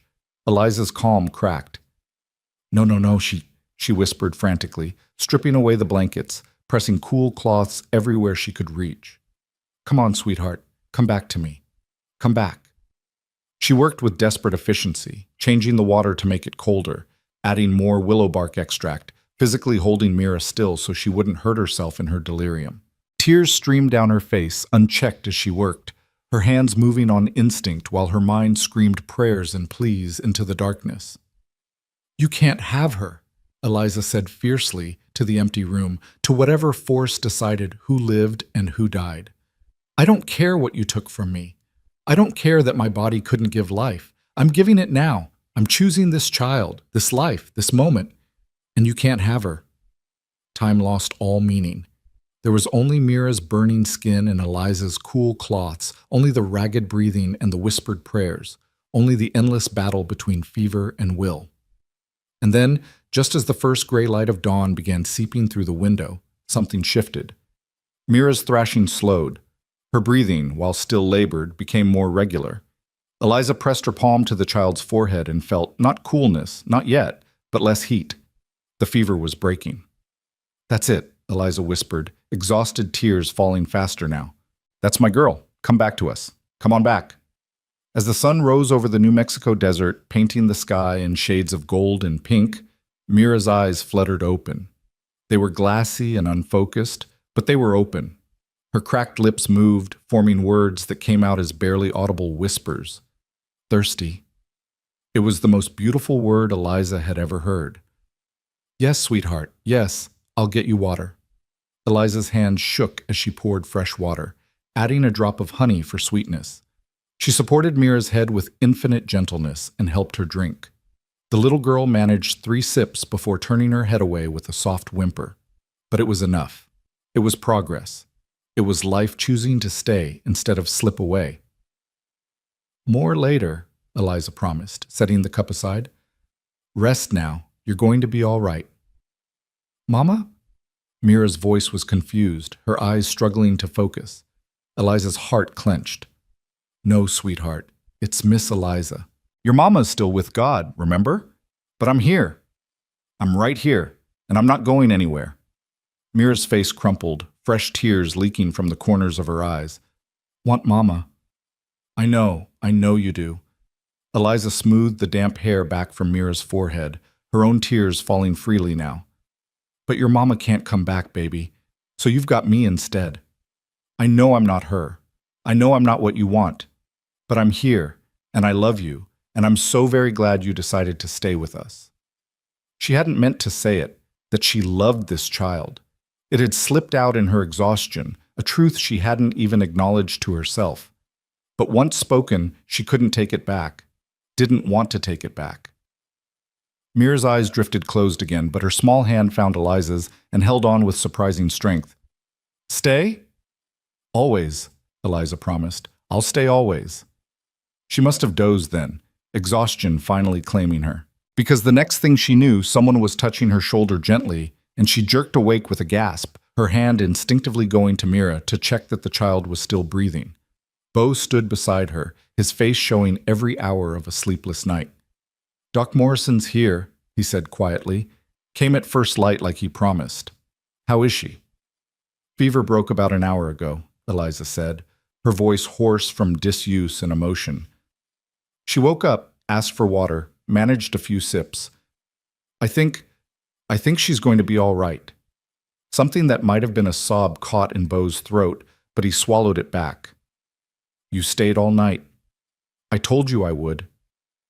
James said you barely ate, that you've been up here for almost 24 hours straight. Your daughter needed me," Eliza said simply. That mattered more than sleep or food. Doc Morrison appeared in the doorway then, his medical bag in hand. He examined Mira with efficient movements, his grizzled face betraying nothing until he'd completed his assessment. Finally, he straightened and turned to them with the first hint of a smile Eliza had seen on his craggy features. "She'll live," he pronounced. "Fever's broken, which is the biggest hurdle. She'll need rest for the next week or so, light foods, plenty of fluids. Keep her in bed even after she starts feeling better. Scarlet fever is tricky, and you don't want to relapse. But barring complications, she'll make a full recovery." Bo's knees seemed to buckle slightly, and he reached out to steady himself against the door frame. "Thank God," he whispered. "Thank God." "Thank Miss Moreland here," Doc Morrison said, packing up his instruments. "Most folks wouldn't have known what to do, or wouldn't have had the stamina to do it for so long. She saved your daughter's life, Mr. Thatcher. No question about it." He left them with instructions and another vial of willow bark extract, warning them to watch for the telltale rash that would confirm his scarlet fever diagnosis. After he'd gone, Bo and Eliza stood on either side of Mira's bed, watching the little girl sleep peacefully for the first time in 24 hours. "I don't know how to thank you," Bo said finally, his voice thick with emotion he was trying hard to control. "There aren't words big enough for what you did." "I didn't do anything special," Eliza protested. I stayed, that's all." "That's everything," Bo corrected. He turned to look at her fully, and Eliza became suddenly aware of how she must look, hair falling out of its braid, dress rumpled and stained with sweat and water, dark circles under her eyes from exhaustion. "You could have left this to the boys and me. You could have kept your distance, protected yourself from getting sick too. But you didn't. You stayed with her all night, fought for her like she was your own." "She is mine," Eliza said, the truth of it settling into her bones as she spoke. "Maybe not by blood, but by choice. I chose her, Bo. I chose all of them. And when you choose someone, you fight for them. You don't leave them to face the darkness alone." Bo's winter sky eyes held hers for a long moment, something shifting in them that Eliza couldn't quite name. "You should rest," he said finally. "I'll sit with her for a while. You've earned sleep in a real bed." Eliza wanted to argue, wanted to insist she needed to stay, but her body betrayed her with a massive yawn. "Just a few hours," she conceded. "Wake me if she needs anything." "I will." Eliza stumbled to her room and fell onto the bed still fully clothed, asleep before her head properly hit the pillow. She dreamed of fever and darkness and a little girl's hand holding hers with desperate strength. When she woke, the sun was high, and the house was filled with the smell of cooking food. She rose groggily, splashed water on her face, and made her way downstairs to find the kitchen full of activity. James stood at the stove, attempting something that might have been soup. Nathaniel was setting the table with exaggerated care, his tongue poking out between his teeth in concentration. Levi was sweeping the floor with methodical precision, and Matthew was peeling potatoes at the table, his movements angry but efficient. They all looked up when she appeared, and for a moment no one spoke. Then Nathaniel ran to her, throwing his arms around her waist with enough force to nearly knock her over. "You saved Mira," he declared. "Doc Morrison said you saved her life." "We all helped," Eliza said, steadying herself. "You boys kept the house running while I was upstairs. That mattered too." "But you stayed with her all night," James said, not turning from his soup. "You didn't sleep. You didn't eat. You just stayed." There was something different in his voice now, The hostility had burned away, leaving something raw and honest underneath. Respect, maybe. Or the beginnings of trust. Of course I stayed, Eliza said. She needed someone. Ma would have stayed too, James said quietly. Ma would have done exactly what you did. It was the highest compliment he could have given her, and they both knew it. Eliza's throat tightened with emotion. Thank you, James. That means more than you know. Even Matthew looked up from his potatoes then, his angry mask slipping just enough to show the confused, hurting boy underneath. You really meant it, he said, his voice uncertain. When you said you'd fight for her, you really meant it. Yes, Eliza said simply. I meant it. And I mean it about all of you. You're my children now, whether you like it or not. I'll fight for every single one of you. Matthew's hand stilled on the potato he'd been peeling. For a long moment, he just stared at her, working through something complex in his 9-year-old mind. Then, so quietly, she almost missed it. Thank you. It was the first kind thing he'd said to her in 3 weeks. Eliza felt tears prick at her eyes again. Apparently exhaustion had left her defenses weak, but she blinked them back. You're welcome, Matthew. Now, who's hungry? Because I smell something burning. James yelped and spun back to his soup, which had indeed begun to scorch on the bottom.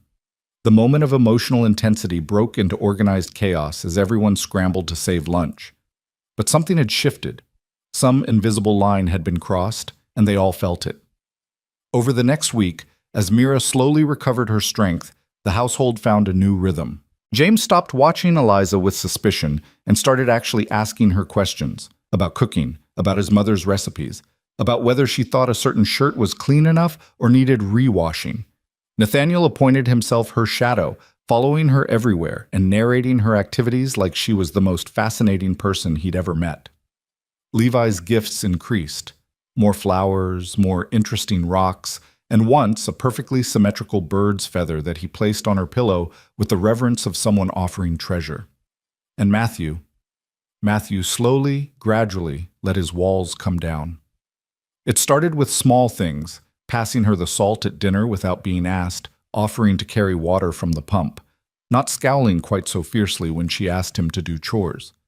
By the end of the week, he'd actually smiled at something she said, a quick flash of expression that he'd tried to hide but hadn't quite managed. On the 8th day after Mira's fever broke, the little girl was finally well enough to come downstairs for dinner. She was thinner, paler, and still weak enough that Beau had to carry her, but her eyes were bright and her smile was genuine. They gathered around the table, all 7 of them, for the first meal they'd shared since Mira had gotten sick. Eliza had made chicken and dumplings from Catherine's recipe box, and fresh bread that had actually risen properly this time, and apple pie from the last of the cold cellar stores. As they ate, conversation flowed naturally.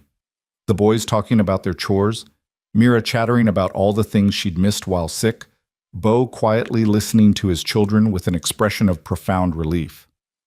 Eliza watched them all, these people who'd become hers through circumstance and choice, and felt something loosen in her chest. This was what family felt like, she realized. Not blood, not biology, just people who showed up for each other, who fought for each other, who chose to stay even when staying was hard. Miss Eliza? Mira's small voice cut through the conversation. Can I ask you something? Of course, sweetheart. When I was really sick and I woke up for a little bit, you said you loved me. Did you mean it? The table went quiet. All eyes turned to Eliza, waiting for her answer. She could feel Beau's gaze particularly, though she didn't dare look at him. Yes, Eliza said, her voice steady despite the emotion threatening to swamp her. I meant it. I love you, Mira. I love all of you. Even me?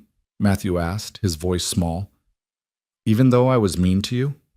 Even you, Eliza confirmed. Especially you, Matthew, because I understand why you were angry, and I'm not going anywhere, no matter how much you push. Nathaniel beamed at her. I love you too, Miss Eliza. Levi, silent as always, simply reached across the table and squeezed her hand once before returning to his dinner, but the message was clear. James cleared his throat, his face flushing slightly. We wanted to tell you something, all of us. We talked about it while you were taking care of Mira. Oh? Eliza's heart started beating faster. Yeah. James glanced at his siblings, gathering courage. We know you're not our ma. You're not trying to be our ma, and we appreciate that. But you're here, and you care, and you fight for us. So we thought, we wanted to know if, can we call you Mama? Mira blurted out, unable to wait for James to finish his carefully prepared speech. Not instead of our first mama, but like a second mama? The mama who's here now? Eliza couldn't speak, couldn't breathe. The question hung in the air like something holy, like an offering she didn't deserve but desperately wanted to accept. You don't have to, James added quickly, misreading her silence. We know it's a big thing to ask.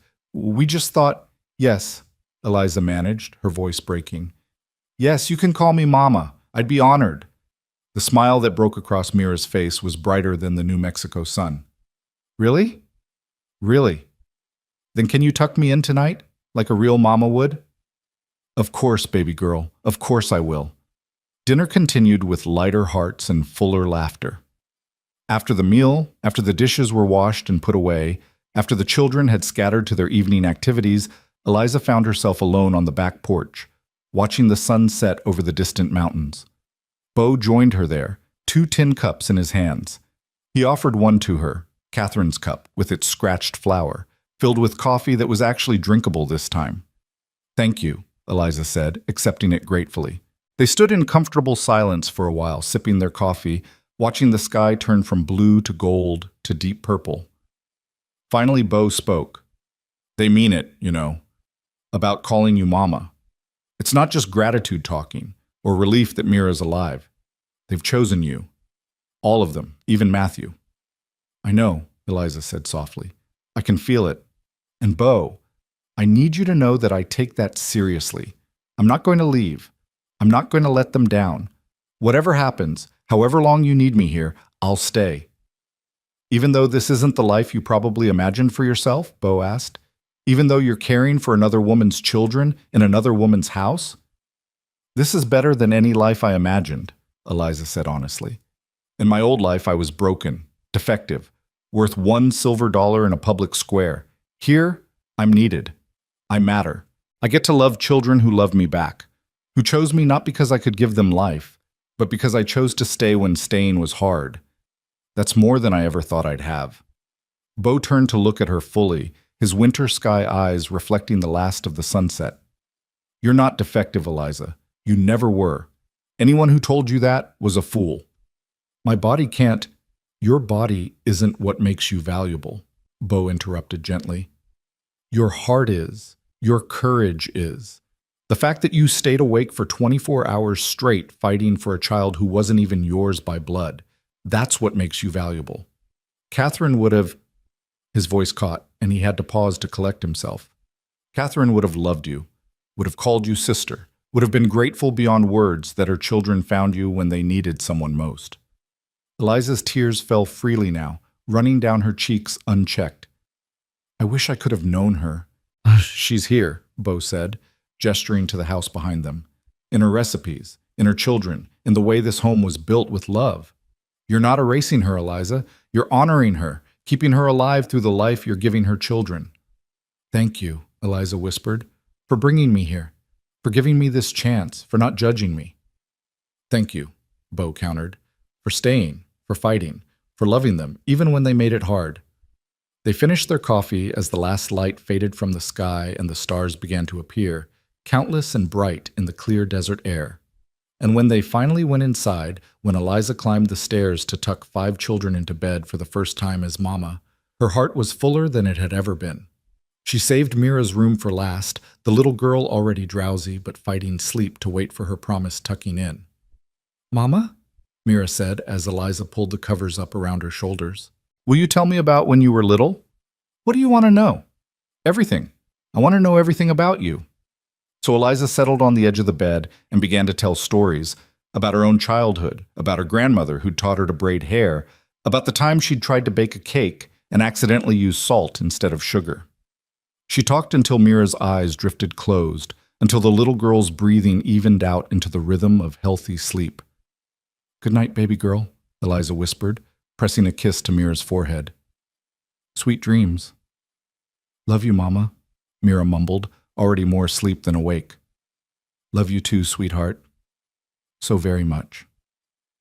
As Eliza closed the door softly behind her, she found all 4 boys waiting in the hallway, lined up like they'd been rehearsing this moment.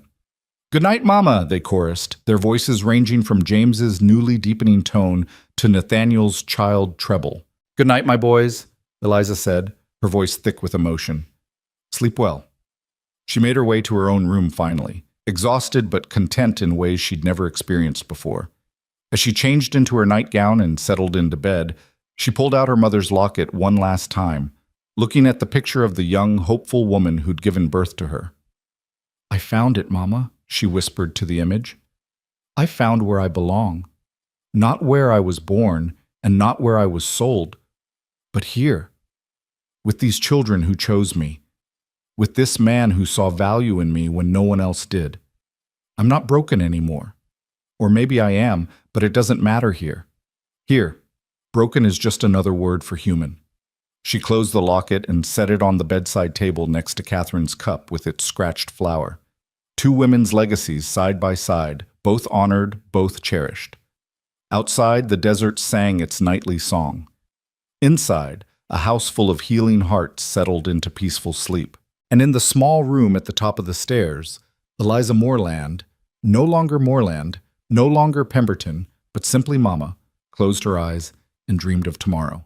Summer deepened into the kind of heat that made the air shimmer and dance, turning the New Mexico landscape into something that existed between earth and mirage. The ranch work intensified with the season. Cattle needed moving to higher pastures, fences required constant mending, and the garden demanded daily attention just to survive the relentless sun. But inside the Thatcher house, something had bloomed that had nothing to do with the struggling vegetables or the resilient desert flowers. The children had truly claimed Eliza as their own, and she'd claimed them right back with a fierceness that surprised even herself. Mornings began with Mira crawling into her bed at dawn, snuggling close and whispering elaborate plans for the day. Nathaniel shadowed her through chores, his gap-toothed grin constant and his chatter endless.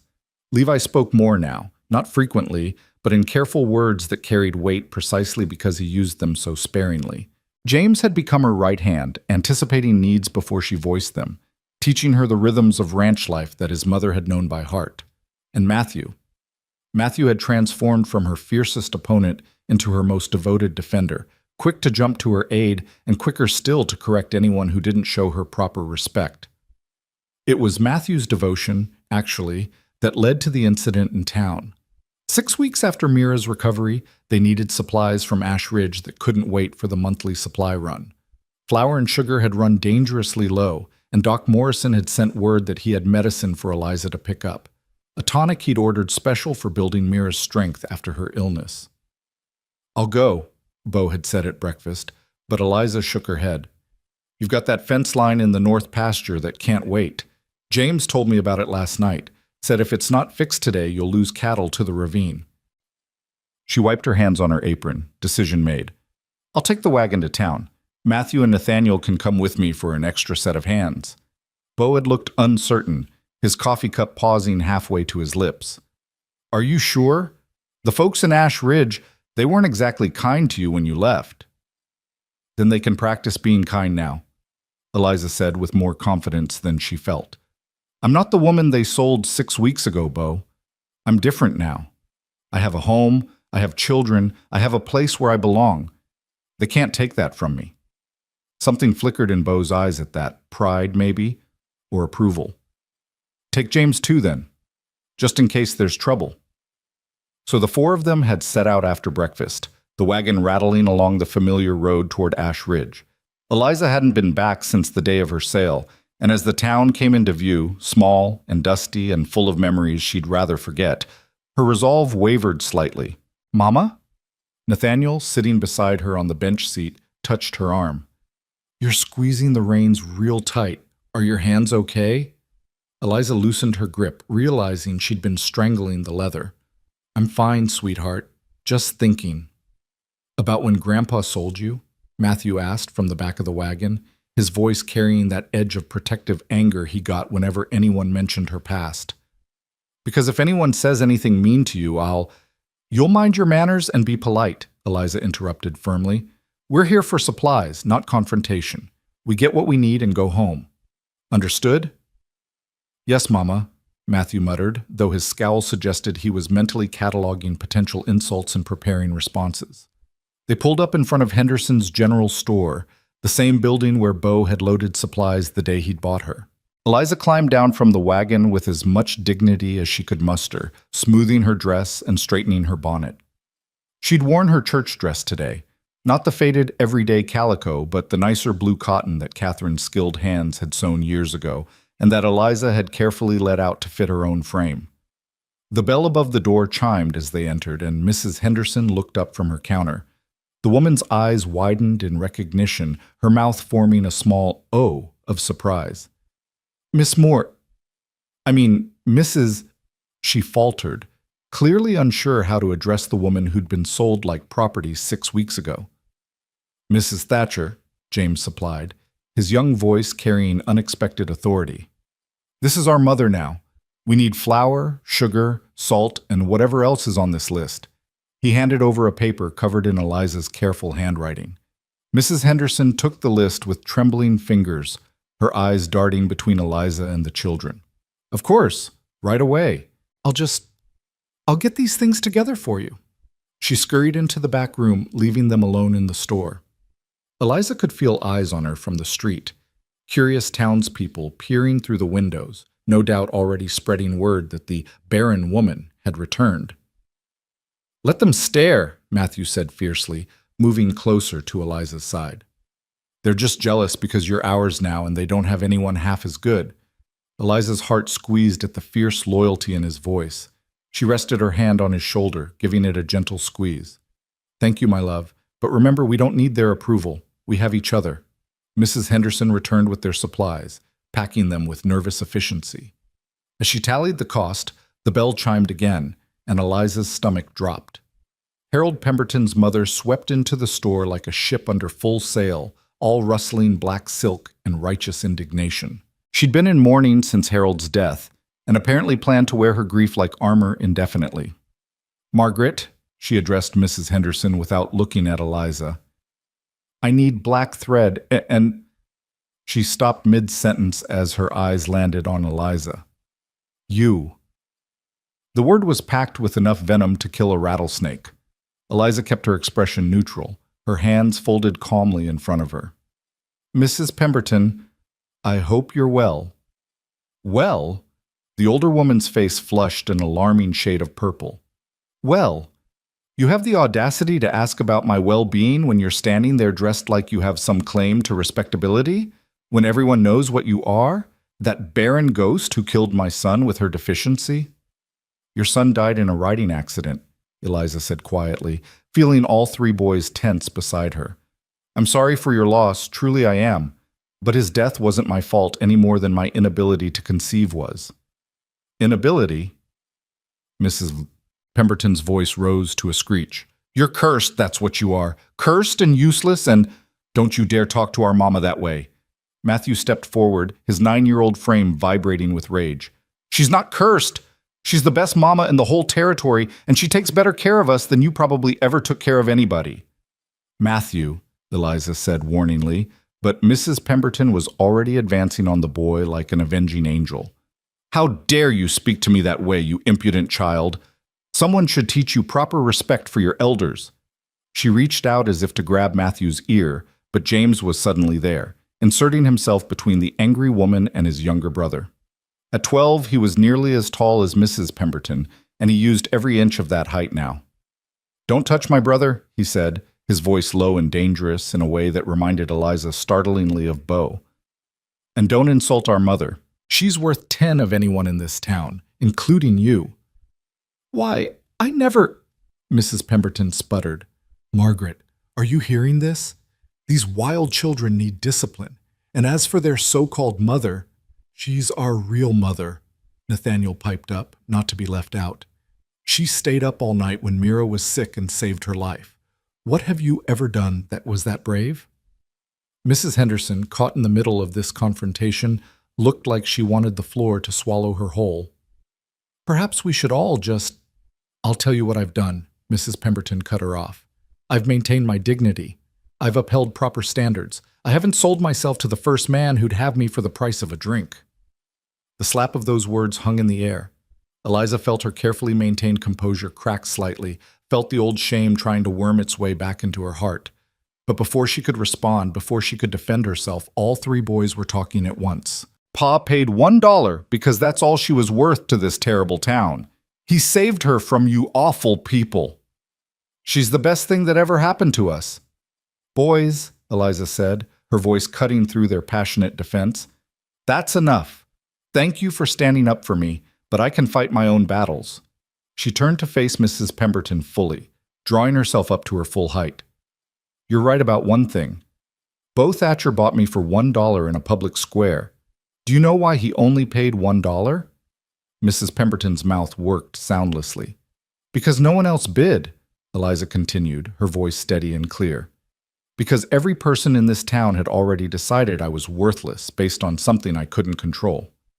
But Bo Thatcher, he saw something different. He saw someone who could love his children, who could keep his home, who could show up every single day and do the work that matters. And I have. Every day for 6 weeks, I've proven that my worth has nothing to do with my womb and everything to do with my heart." She took a step closer to Mrs. Pemberton, and the older woman actually backed up slightly.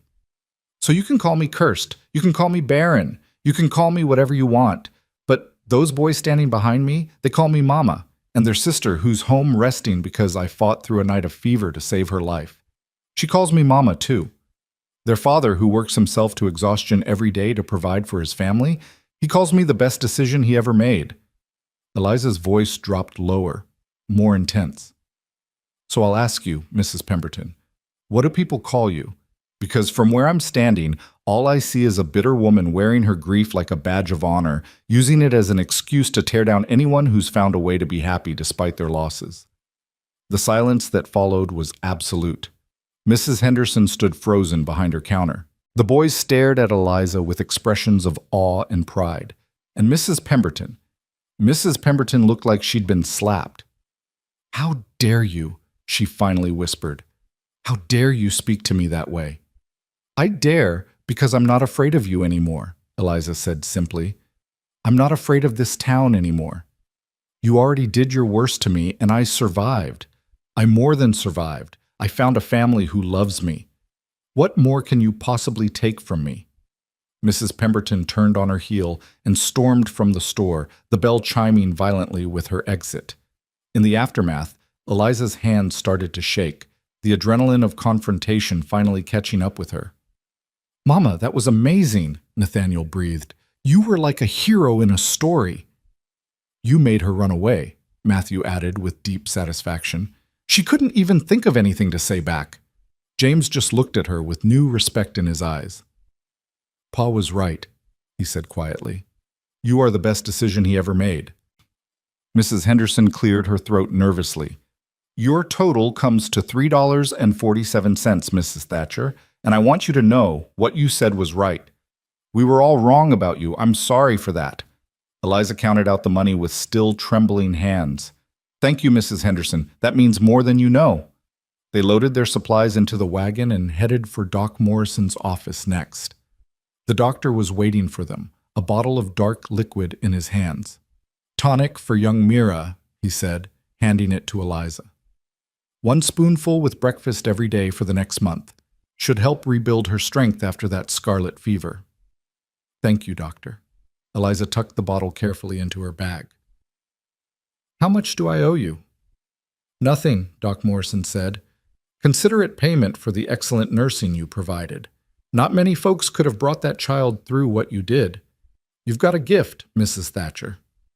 "It's just Eliza, please. Or Mama, if you ask the children."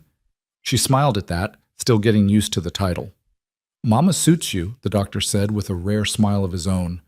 "Now get those boys home before they cause any more scenes. I already heard about the confrontation at Henderson's. News travels fast in a small town." Of course it did. Eliza ushered the boys back to the wagon, eager to be away from Ash Ridge and back to the safety of the ranch. But as they passed the town square, that cursed square where she'd stood on a platform 6 weeks ago, someone called her name. Eliza! Eliza, wait!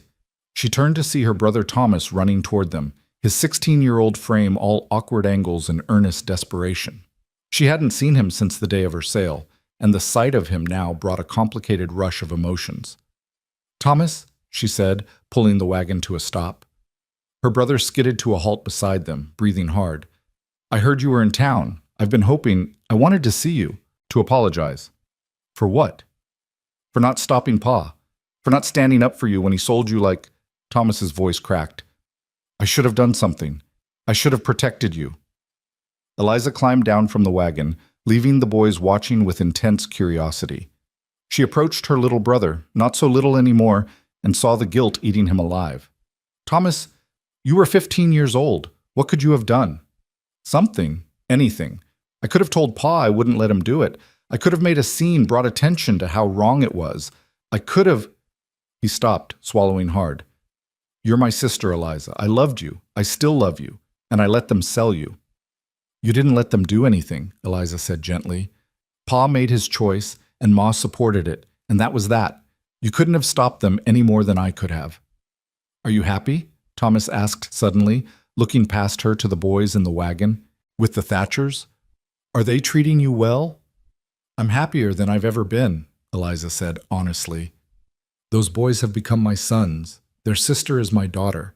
Their father gave me something I never thought I'd have, a home where I'm valued. So yes, Thomas, I'm very well treated." Relief flooded her brother's face. "I'm glad. I'm so glad, Eliza. I was so afraid that I'd ended up with someone cruel, someone who'd hurt me." Eliza shook her head. "Beau Thatcher is a good man, the best man I've ever known, actually. He saved me, Thomas. Not from Pa. From myself. From believing I was worthless." Thomas reached out hesitantly, and when Eliza didn't pull away, he pulled her into a fierce hug. "I miss you," he whispered into her hair. "The house is so quiet without you. Ma doesn't talk anymore, just sits and stares. And Pa drinks more than ever." "I'm sorry," Eliza said, meaning it, "but I can't come back, Thomas. That's not my home anymore." "I know. Can I visit you? At the ranch? I want to make sure you're all right, and I want to meet your new family properly." Eliza pulled back, considering. "Let me talk to Beau first. But yes, I'd like that. I'd like for you to see that I'm truly happy." They parted with promises to arrange a visit, and Eliza climbed back onto the wagon feeling lighter somehow. She'd faced her demons today, Mrs. Pemberton's cruelty, the town's judgment, her own family's complicated feelings, and she'd survived. More than survived. She'd stood her ground. "Mama?" Matthew said as they left Ash Ridge behind. "Was that your brother?" "Yes, that was Thomas." "Is he nice? Can we trust him?" The fierce protectiveness in Matthew's voice made Eliza smile. "He's nice, yes. And he's family, both my old family and potentially part of our new family, if he'd like to be." "Our family's getting bigger," Nathaniel observed happily. "First we got you, now maybe we'll get an uncle too." James, more practical, said, "Pa will want to know about the incident at the store, about Mrs. Pemberton." "I'll tell him," Eliza assured him. "All of it. He deserves to know." They rode home in comfortable silence, the afternoon sun beating down, but the wagon full of supplies, and the children full of pride in their mother's bravery. When they finally pulled up to the ranch, Beau was waiting on the porch, clearly anxious about how the trip had gone. One look at Eliza's face, and his shoulders relaxed. "No trouble?" "Some trouble," Eliza admitted, climbing down. "But nothing we couldn't handle. Boys, help unload these supplies. Your father and I need to talk." The boys scattered with the efficiency of well-trained soldiers, and Eliza followed Beau around to the back of the house, where they could have privacy. She told him everything. Mrs. Pemberton's venom, the boys' fierce defense, her own confrontation with the older woman, and finally, the unexpected reunion with Thomas. Beau listened in silence, his face unreadable. When she finished, he was quiet for a long moment, staring out at the distant mountains. "I should have gone with you," he said finally. "I needed to do this myself," Eliza countered. "I needed to prove to them and to myself that I'm not the broken woman they sold 6 weeks ago." "You were never broken," Bo said, turning to look at her with those winter sky eyes. "But I understand needing to prove it to yourself." He paused. "Your brother, do you want him to visit? If it's all right with you, he's the only family I have left who doesn't think I'm cursed." "Of course it's all right. This is your home, Eliza. You can invite whoever you want." Bo hesitated, then added, "The boys defended you well." "Like little warriors," Eliza agreed with a smile. "They were ready to take on the whole town for my honor." "They love you." "I love them too, more than I ever thought possible." Something shifted in Bo's expression at that, something she couldn't quite name. He took a step closer, close enough that she could feel the warmth radiating from his sun-heated skin. "Eliza, I need to tell you something.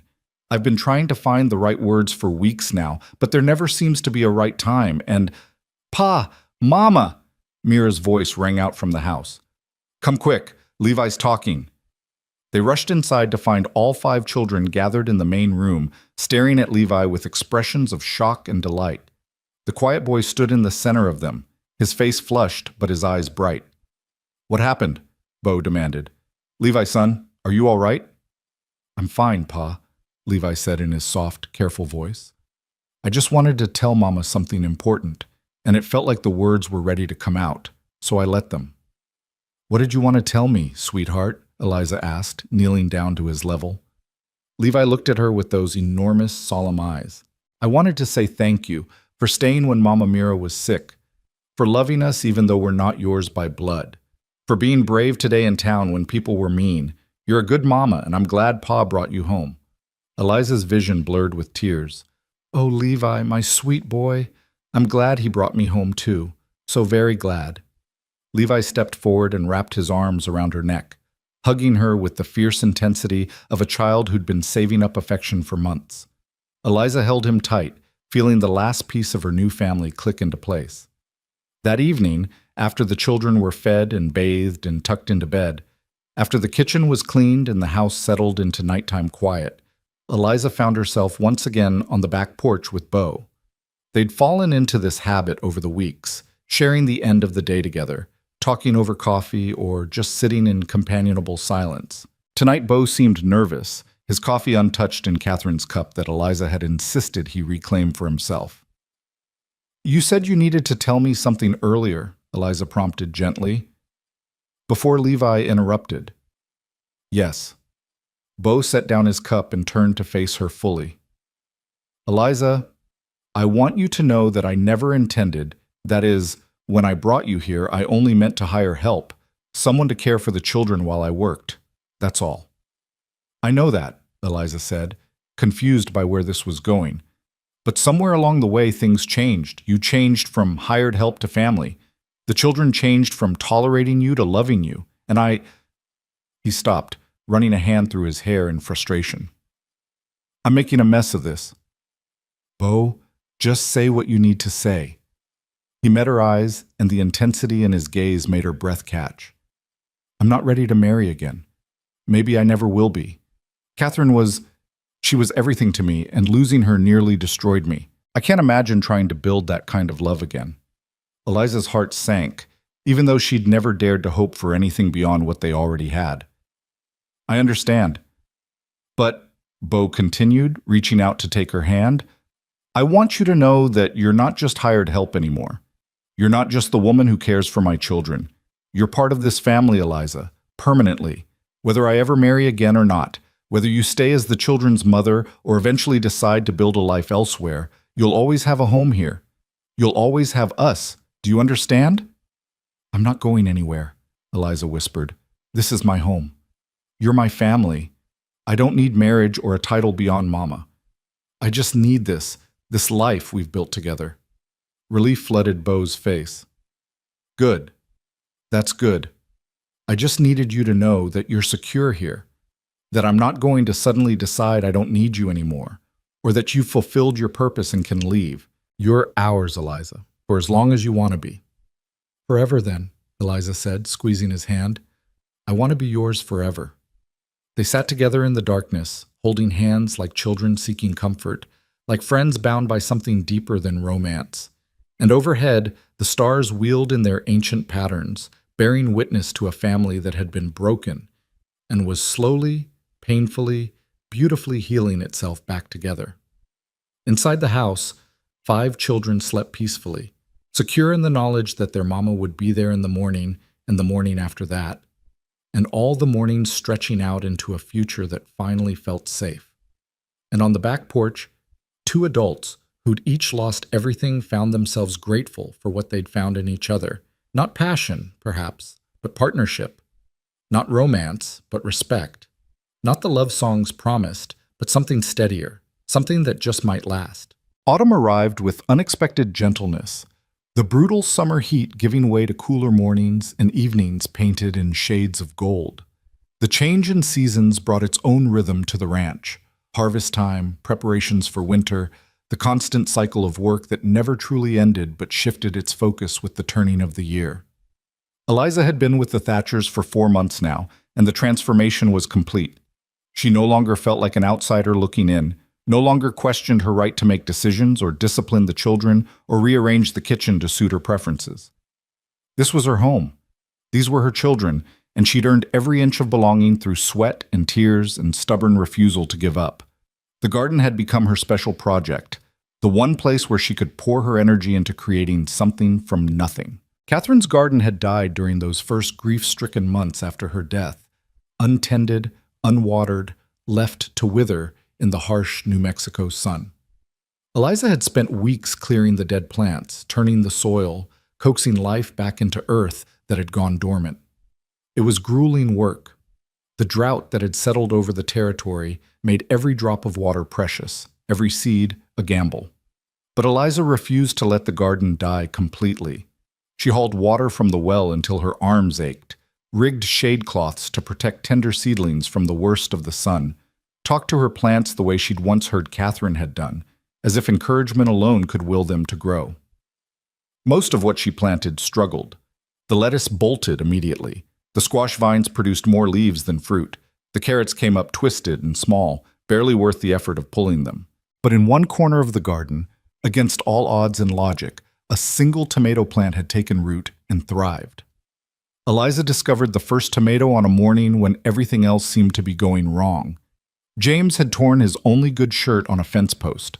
Matthew had gotten into an argument with Nathaniel over whose turn it was to feed the chickens. Mira had woken up crying from a nightmare about her mother that left her clingy and inconsolable. And Beau had been distant for days, preoccupied with something he wouldn't discuss, his usual steady presence replaced by distracted silences. She'd escaped to the garden seeking a moment of peace, and found instead a miracle, one perfect red tomato, impossibly bright against the dusty green of its vine, round and ripe and beautiful. Eliza knelt beside it, her fingers trembling as she touched the smooth skin, and felt tears sliding down her cheeks before she'd even realized she was crying. "You made it," she whispered to the tomato, to the garden, to herself. "Despite everything, you made it." "Eliza?" She looked up to find Beau standing at the garden's edge, his hat in his hands, his expression concerned. She hadn't heard him approach, had been too lost in her moment of unexpected victory. "I'm fine," she said quickly, wiping at her tears with dirt-stained hands. "Just being silly over a tomato." "That's not silly," Beau said, moving closer. "That's the first thing we've successfully grown since Catherine died. She'd be proud of you for bringing the garden back to life." "It's just one tomato," Eliza protested. "Everything else is barely surviving." "But this one is thriving," Beau countered, kneeling beside her. "And you taught it how to do that. You didn't give up on it, even when the drought made everything harder, even when it would have been easier to let the whole garden go and buy our vegetables from town." I couldn't let it die completely," Eliza said softly. "This garden was Catherine's. She planted it, nurtured it, fed her family from it. Letting it die felt like letting another piece of her disappear." Beau reached out and gently took her dirt-covered hand in his. "You know what Catherine used to say about the garden?" "What?" "She said that growing things was an act of faith, that you put seeds in the ground, not knowing if they'd sprout, you water them, not knowing if they'll thrive, you tend them through drought and heat and every kind of hardship because you believe that life wants to persist, that given even the smallest chance, things that should die will choose to live instead." Eliza looked at their joined hands. his calloused and scarred from years of ranch work, hers marked with fresh dirt and old burns from the kitchen. She was wise. She was, Bo agreed. And she'd recognize that same wisdom in you, Eliza. You're doing the same thing with this family that you did with this garden. You took something that was dying and gave it a reason to live again. I didn't do it alone. You were here. The children were here. We were surviving, Bo interrupted, just barely making it from one day to the next. You taught us how to thrive again, how to find joy in small things, how to believe that life could be good even after loss. He paused, his thumb tracing circles on the back of her hand. I need to tell you something I should have told you weeks ago. Eliza's heart started beating faster. What is it?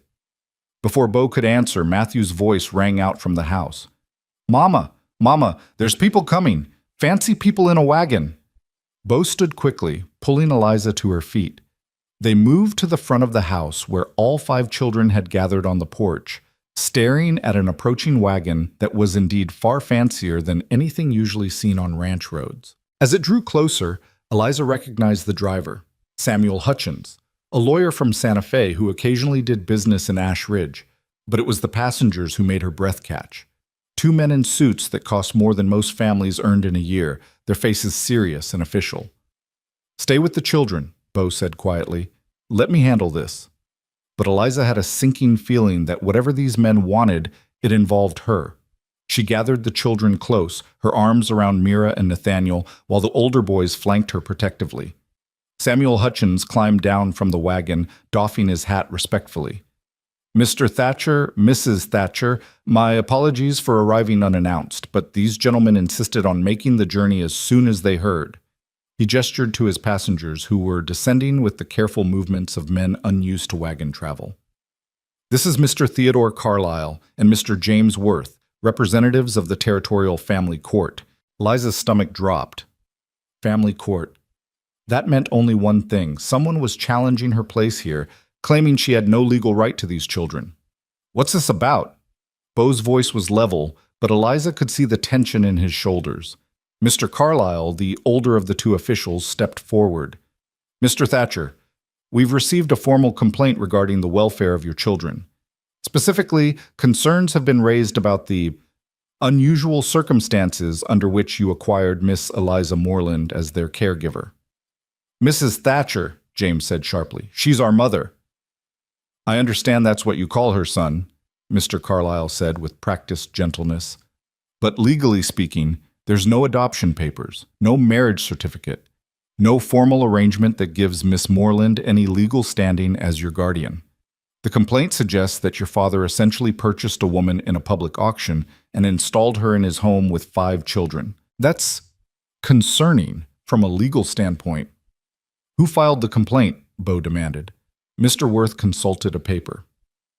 A Mrs. Agnes Pemberton of Ash Ridge. She claims to be the grandmother of one Harold Pemberton, deceased, who was formerly married to Miss Moreland.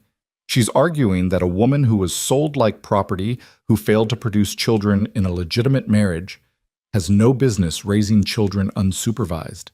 That's a lie, Matthew shouted. Mama's the best. She saved Mira's life.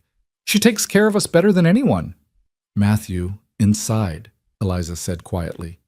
All of you, inside the house. But Mama, inside now. Let your father and me handle this. The children reluctantly obeyed, though she could see faces pressed against the windows immediately, watching with fearful eyes. Once they were gone, Eliza turned to face the officials with her head held high. Mrs. Pemberton has never forgiven me for not giving her grandchildren, she said clearly. Her son's death was convenient ammunition, but this isn't about my fitness as a mother. This is about revenge for not fulfilling her expectations. Be that as it may, Mr. Carlyle said, we're obligated to investigate any formal complaint regarding child welfare. We'll need to inspect the home, interview the children, and assess whether they're being properly cared for. Of course, Bo said tightly. You're welcome to inspect whatever you need, but I want it on record that Eliza has been the best thing to happen to this family since my wife died. My children love her. She's transformed our home, and if you try to take her from us, you'll have a fight on your hands. No one's talking about taking anyone anywhere yet, Mr. Thatcher, Samuel Hutchins interjected. Let's all take a breath and handle this professionally. The next 2 hours were excruciating. The officials went through every room of the house, making notes about cleanliness and organization. They checked the children's sleeping arrangements, examined their clothes for signs of wear or neglect, looked through the pantry to assess food supplies. They questioned each child separately, asking about their daily routines, whether they were happy, whether they felt safe, whether Eliza had ever mistreated them in any way. Eliza stood in the kitchen the whole time, her hands gripped so tightly together that her knuckles had gone white. Bo stayed close, a solid presence at her shoulder, but even his support couldn't calm the terror rising in her chest. They were going to take her away. She'd finally found a home, a family, a purpose, and it was going to be ripped from her because of one bitter woman's vendetta. When the officials finally emerged, the children trailing behind them with tear-stained faces, Mr. Carlyle's expression was unreadable. Based on our investigation, he said formally, we've found the following. The home is exceptionally well maintained. The children are clean, well-fed, and properly clothed. They show no signs of physical abuse or neglect. In fact, they appear to be thriving under Miss Moreland's care. Relief flooded through Eliza so powerfully she nearly collapsed. Bo's hand steadied her elbow. However, Mr. Carlyle continued, and the relief turned to ice, the legal irregularity of the situation remains concerning. Miss Moreland has no formal standing as these children's guardian. If something were to happen to you, Mr. Thatcher, she'd have no legal claim to them. They could be taken by relatives, sent to an orphanage, or distributed among other families. That's not a stable situation for children who've already lost one parent. Then tell me what I need to do to fix it, Bo said urgently. Whatever legal paperwork you need, whatever arrangements have to be made, I'll do it. Just tell me how to protect her place in this family. Mr. Worth and Mr. Carlyle exchanged glances. The simplest solution would be marriage, Mr. Worth said. If Miss Moreland were your legal wife, her position as the children's mother would be unassailable.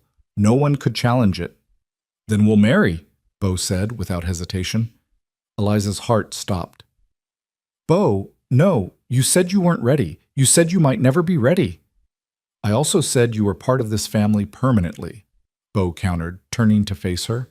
I meant that, Eliza. If marrying you is what it takes to keep you here, to protect you from people like Agnes Pemberton, then that's what we'll do. But that's not, you can't marry me just to satisfy a legal technicality, Eliza protested. You loved Catherine. You said you couldn't imagine building that kind of love again. I won't trap you in a loveless marriage just because some spiteful woman filed a complaint. Who said anything about loveless? Bo asked quietly. The world seemed to tilt. Eliza stared at him, unable to process what he was suggesting. What? I loved Catherine, Bo said, his winter sky eyes holding hers with an intensity that made her forget anyone else was present. I'll always love Catherine. She was my first love, the mother of my children, the woman who built this home. But Eliza, somewhere in the last 4 months, I've come to love you too. Differently, maybe. Not the same passionate rush I felt at 20, but something steadier. Something that feels like coming home after a long day, like coffee on a cold morning, like a tomato that shouldn't grow but does anyway, Eliza whispered, understanding flooding through her. Exactly like that, Bo agreed. You took root in impossible soil, Eliza, in a house full of grief, in a family that was barely surviving, in a man who thought he'd never feel anything but loss again. And despite everything, you thrived. You made us thrive. And I don't want to imagine a life without you in it. Ma, I love you too, Eliza said, the words spilling out before she could second-guess them. I didn't mean to. I wasn't supposed to. But I do. I love you, and I love those children, and I love this life we've built together. Then marry me, Bo said, not because the law requires it, though that's convenient. Not because you need legal protection, though you do. Marry me because I'm asking you to, because I want you as my partner in everything, because I choose you every single day, and I want the world to know it. Yes, Eliza breathed. Yes, of course yes. The kiss that followed was witnessed by 2 officials, 1 lawyer, and 5 children pressed against the windows, and it was perfect, gentle, and certain, and full of promise. Mr. Carlyle cleared his throat loudly. Well, that was efficient. I assume you'll want us to perform the ceremony. We have the authority to marry couples in emergency circumstances, and I'd say this qualifies. How soon? Bo asked, not taking his eyes off Eliza. We could do it right now, actually. We'd need 2 witnesses who aren't the couple or related to them. I'll witness, Samuel Hutchins volunteered immediately, and I'm sure one of the ranch hands could serve as the second witness. Ranch hands are all out in the far pasture today, Bo said. Won't be back until sundown. Your brother could witness, Eliza said suddenly. Thomas. He wanted to visit anyway, and this way he could be part of it. If someone could ride to Ash Ridge, I'll go, James volunteered, bursting from the house. I'll ride fast, Mama. I'll bring him back before supper. We really should resolve this today, Mr. Carlyle said. The complaint remains active until we can report back that the situation has been legally rectified. Then, James, ride fast but ride safe, Bo instructed.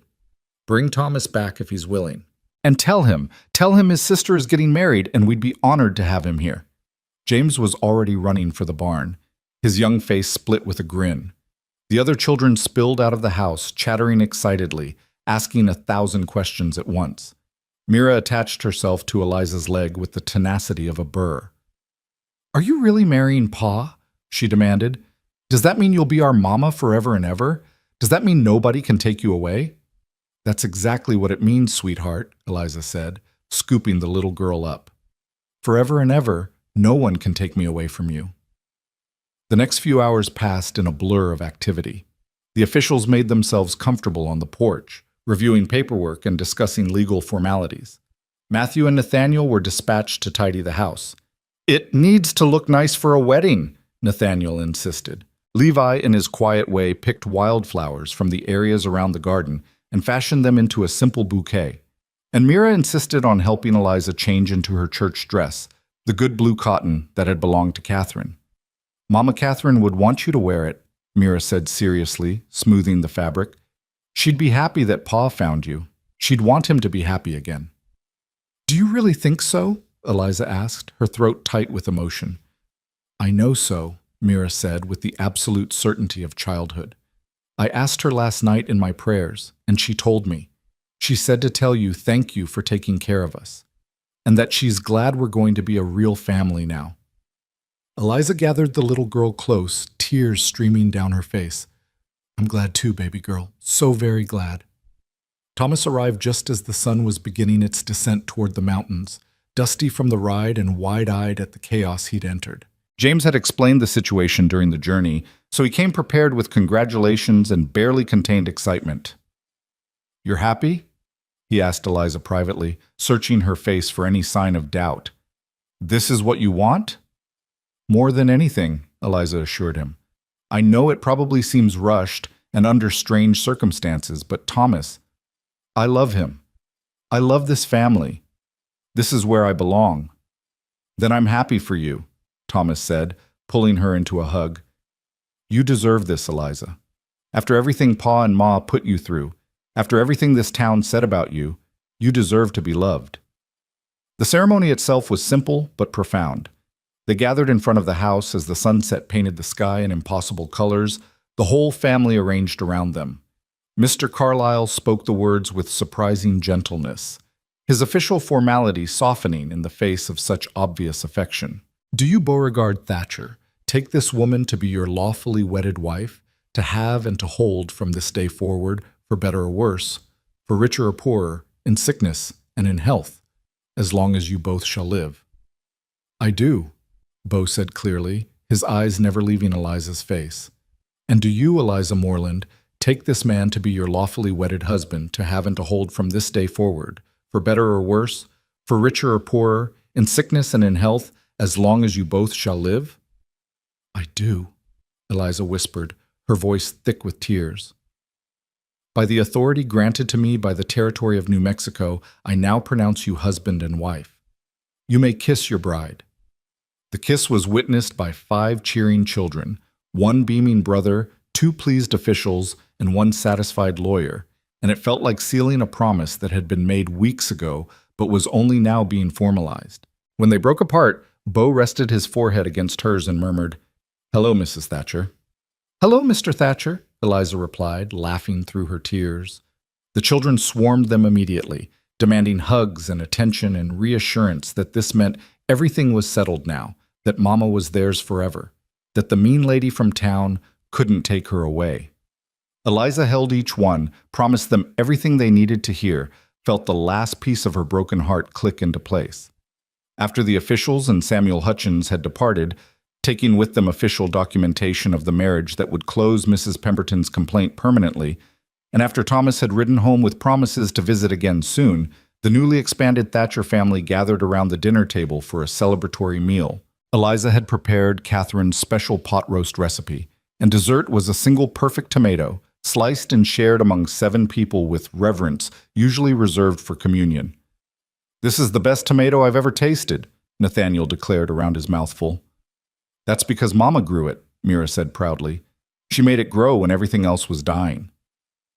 "She taught us that sometimes the most important things are the ones that seem impossible at first," James added, his 12-year-old wisdom making him sound far older.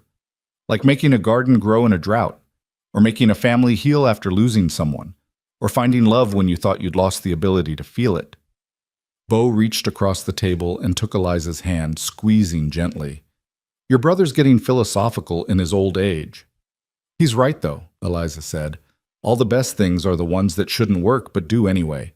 Like this family, like this life, like us." After dinner, after the children had been tucked into bed with extra hugs and reassurances, after the house had settled into peaceful quiet, Eliza and Bo found themselves once again on the back porch, sharing the end of the day together. But tonight was different. Tonight they sat closer, his arm around her shoulders, her head resting against his chest. "I was trying to figure out how to ask you," Bo said into the comfortable silence, "before those officials showed up. I'd been working on it for weeks, trying to find the right words, the right moment. I wanted to do it properly, romantically, not as a response to a legal threat." "I don't care about romantic gestures," Eliza said. "I care that you meant it, that you weren't just saying it to satisfy Mr. Carlyle."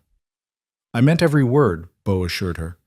"Catherine taught me that love doesn't have to look the same every time, that you can love someone with passion and fire, and you can love someone else with steadiness and comfort, and both kinds of love are real. Both kinds matter." "I'll never try to replace her," Eliza promised, "in your heart or in this house." "You're not replacing her," Bo said gently. "You're writing a new chapter. Catherine was the story of my youth, my first great love, the mother who gave my children life. You're the story of my second chance, the woman who taught me that life continues even after loss, the mother who gave my children hope. There's room for both stories in one life." They sat together watching the stars emerge, talking quietly about their hopes for the future, making plans for the ranch and the children in the garden that would need replanting in spring. And as the night deepened and the desert sang its ancient song, they moved inside together for the first time as husband and wife, ready to build on the foundation they'd been constructing since that day in Ash Ridge, when a desperate man paid $1 for a woman the world had decided was worthless. The years that followed were not easy. Ranch life never was. And raising 5 children through adolescence into adulthood presented challenges that no amount of love could completely smooth over. But through it all, through droughts and good harvests, through children's triumphs and heartbreaks, through the slow mellowing that came with age and experience, Eliza and Bo built something that lasted. The garden flourished under Eliza's patient care, eventually producing enough vegetables to feed the family and sell surplus in town. Matthew grew into a fine young man, his anger transformed into passion for justice that led him to study law. James took over more and more of the ranch operations, his steady competence a mirror of his father's. Levi found his voice, and with it, a talent for storytelling that kept the family entertained on long winter nights. The twins, inseparable as always, grew into capable adults who never quite lost their childhood joy. And when travelers passed the Thatcher Ranch in later years, they would slow their wagons to read the hand-carved sign by the fence, "Not for sale," and wonder at its meaning. The locals knew the story, of course, how Bo Thatcher had bought his second wife for a single dollar in a public auction, how she'd arrived broken and left whole, how she'd taken a dying garden and a grief-stricken family and loved them back to life through sheer stubborn refusal to give up. Some said the sign referred to the ranch itself, a declaration that no amount of money could convince the Thatchers to abandon the land they'd worked so hard to maintain. Others claimed it was about the garden, about Eliza's fierce protection of the space she'd brought back from the dead. A few romantic souls insisted it was about love itself, a reminder that the best things in life, once freely chosen, could never be bought or sold. They were all right, in their way. On summer evenings, long after the children had grown and started families of their own, Eliza and Beau could still be found on that back porch, gray-haired and weathered, but content in ways that had nothing to do with ease and everything to do with choosing each other every day for decades. They'd share coffee from the old tin cups, Catherine's with its scratched flower, and Eliza's that Levi had given her that first week, and talk about the day's work and the grandchildren's latest adventures, and whether the garden would need extra water tomorrow. And sometimes when the light was right and the evening air carried the scent of tomatoes ripening in the garden, Eliza would remember standing on that platform in Ash Ridge, being sold like cattle, believing her life was over. She'd remember the tall rancher who'd stepped forward with a single silver dollar and a promise that she wouldn't be judged anymore. She'd remember 5 grieving children who'd taught her that family was a choice, not an accident of biology. And she'd remember the moment she'd understood that broken things could still grow, that impossible soil could still nurture life, that a woman worth $1 could become priceless through the simple act of staying. "What are you thinking about?" Beau would ask, seeing that distant look in her eyes. "Just grateful," Eliza would reply, taking his hand. "Grateful for the man who saw value where others saw only deficiency. Grateful for the children who taught me that love multiplies instead of divides. Grateful for a single tomato that reminded me that not everything worth keeping comes easy. But it does come," Beau would finish, squeezing her hand. "Yes," Eliza would agree, watching the sun set over the land they'd built a life on together. "Eventually, it comes." And in the garden, where Catherine's hands had first broken ground and Eliza's had coaxed it back to life, tomatoes grew wild and bright, bearing fruit long past the season when such things should have withered and died. Because that's what love did, in the end. It made impossible things possible. It nurtured life in the harshest conditions. It transformed one silver dollar into riches beyond measure. The sign by the fence, "Not for sale," stood for generations, its meaning clear to anyone who cared to understand. Some things, once freely chosen and faithfully tended, become so valuable that no price could ever purchase them. Not land, not gardens, not family, and certainly not love.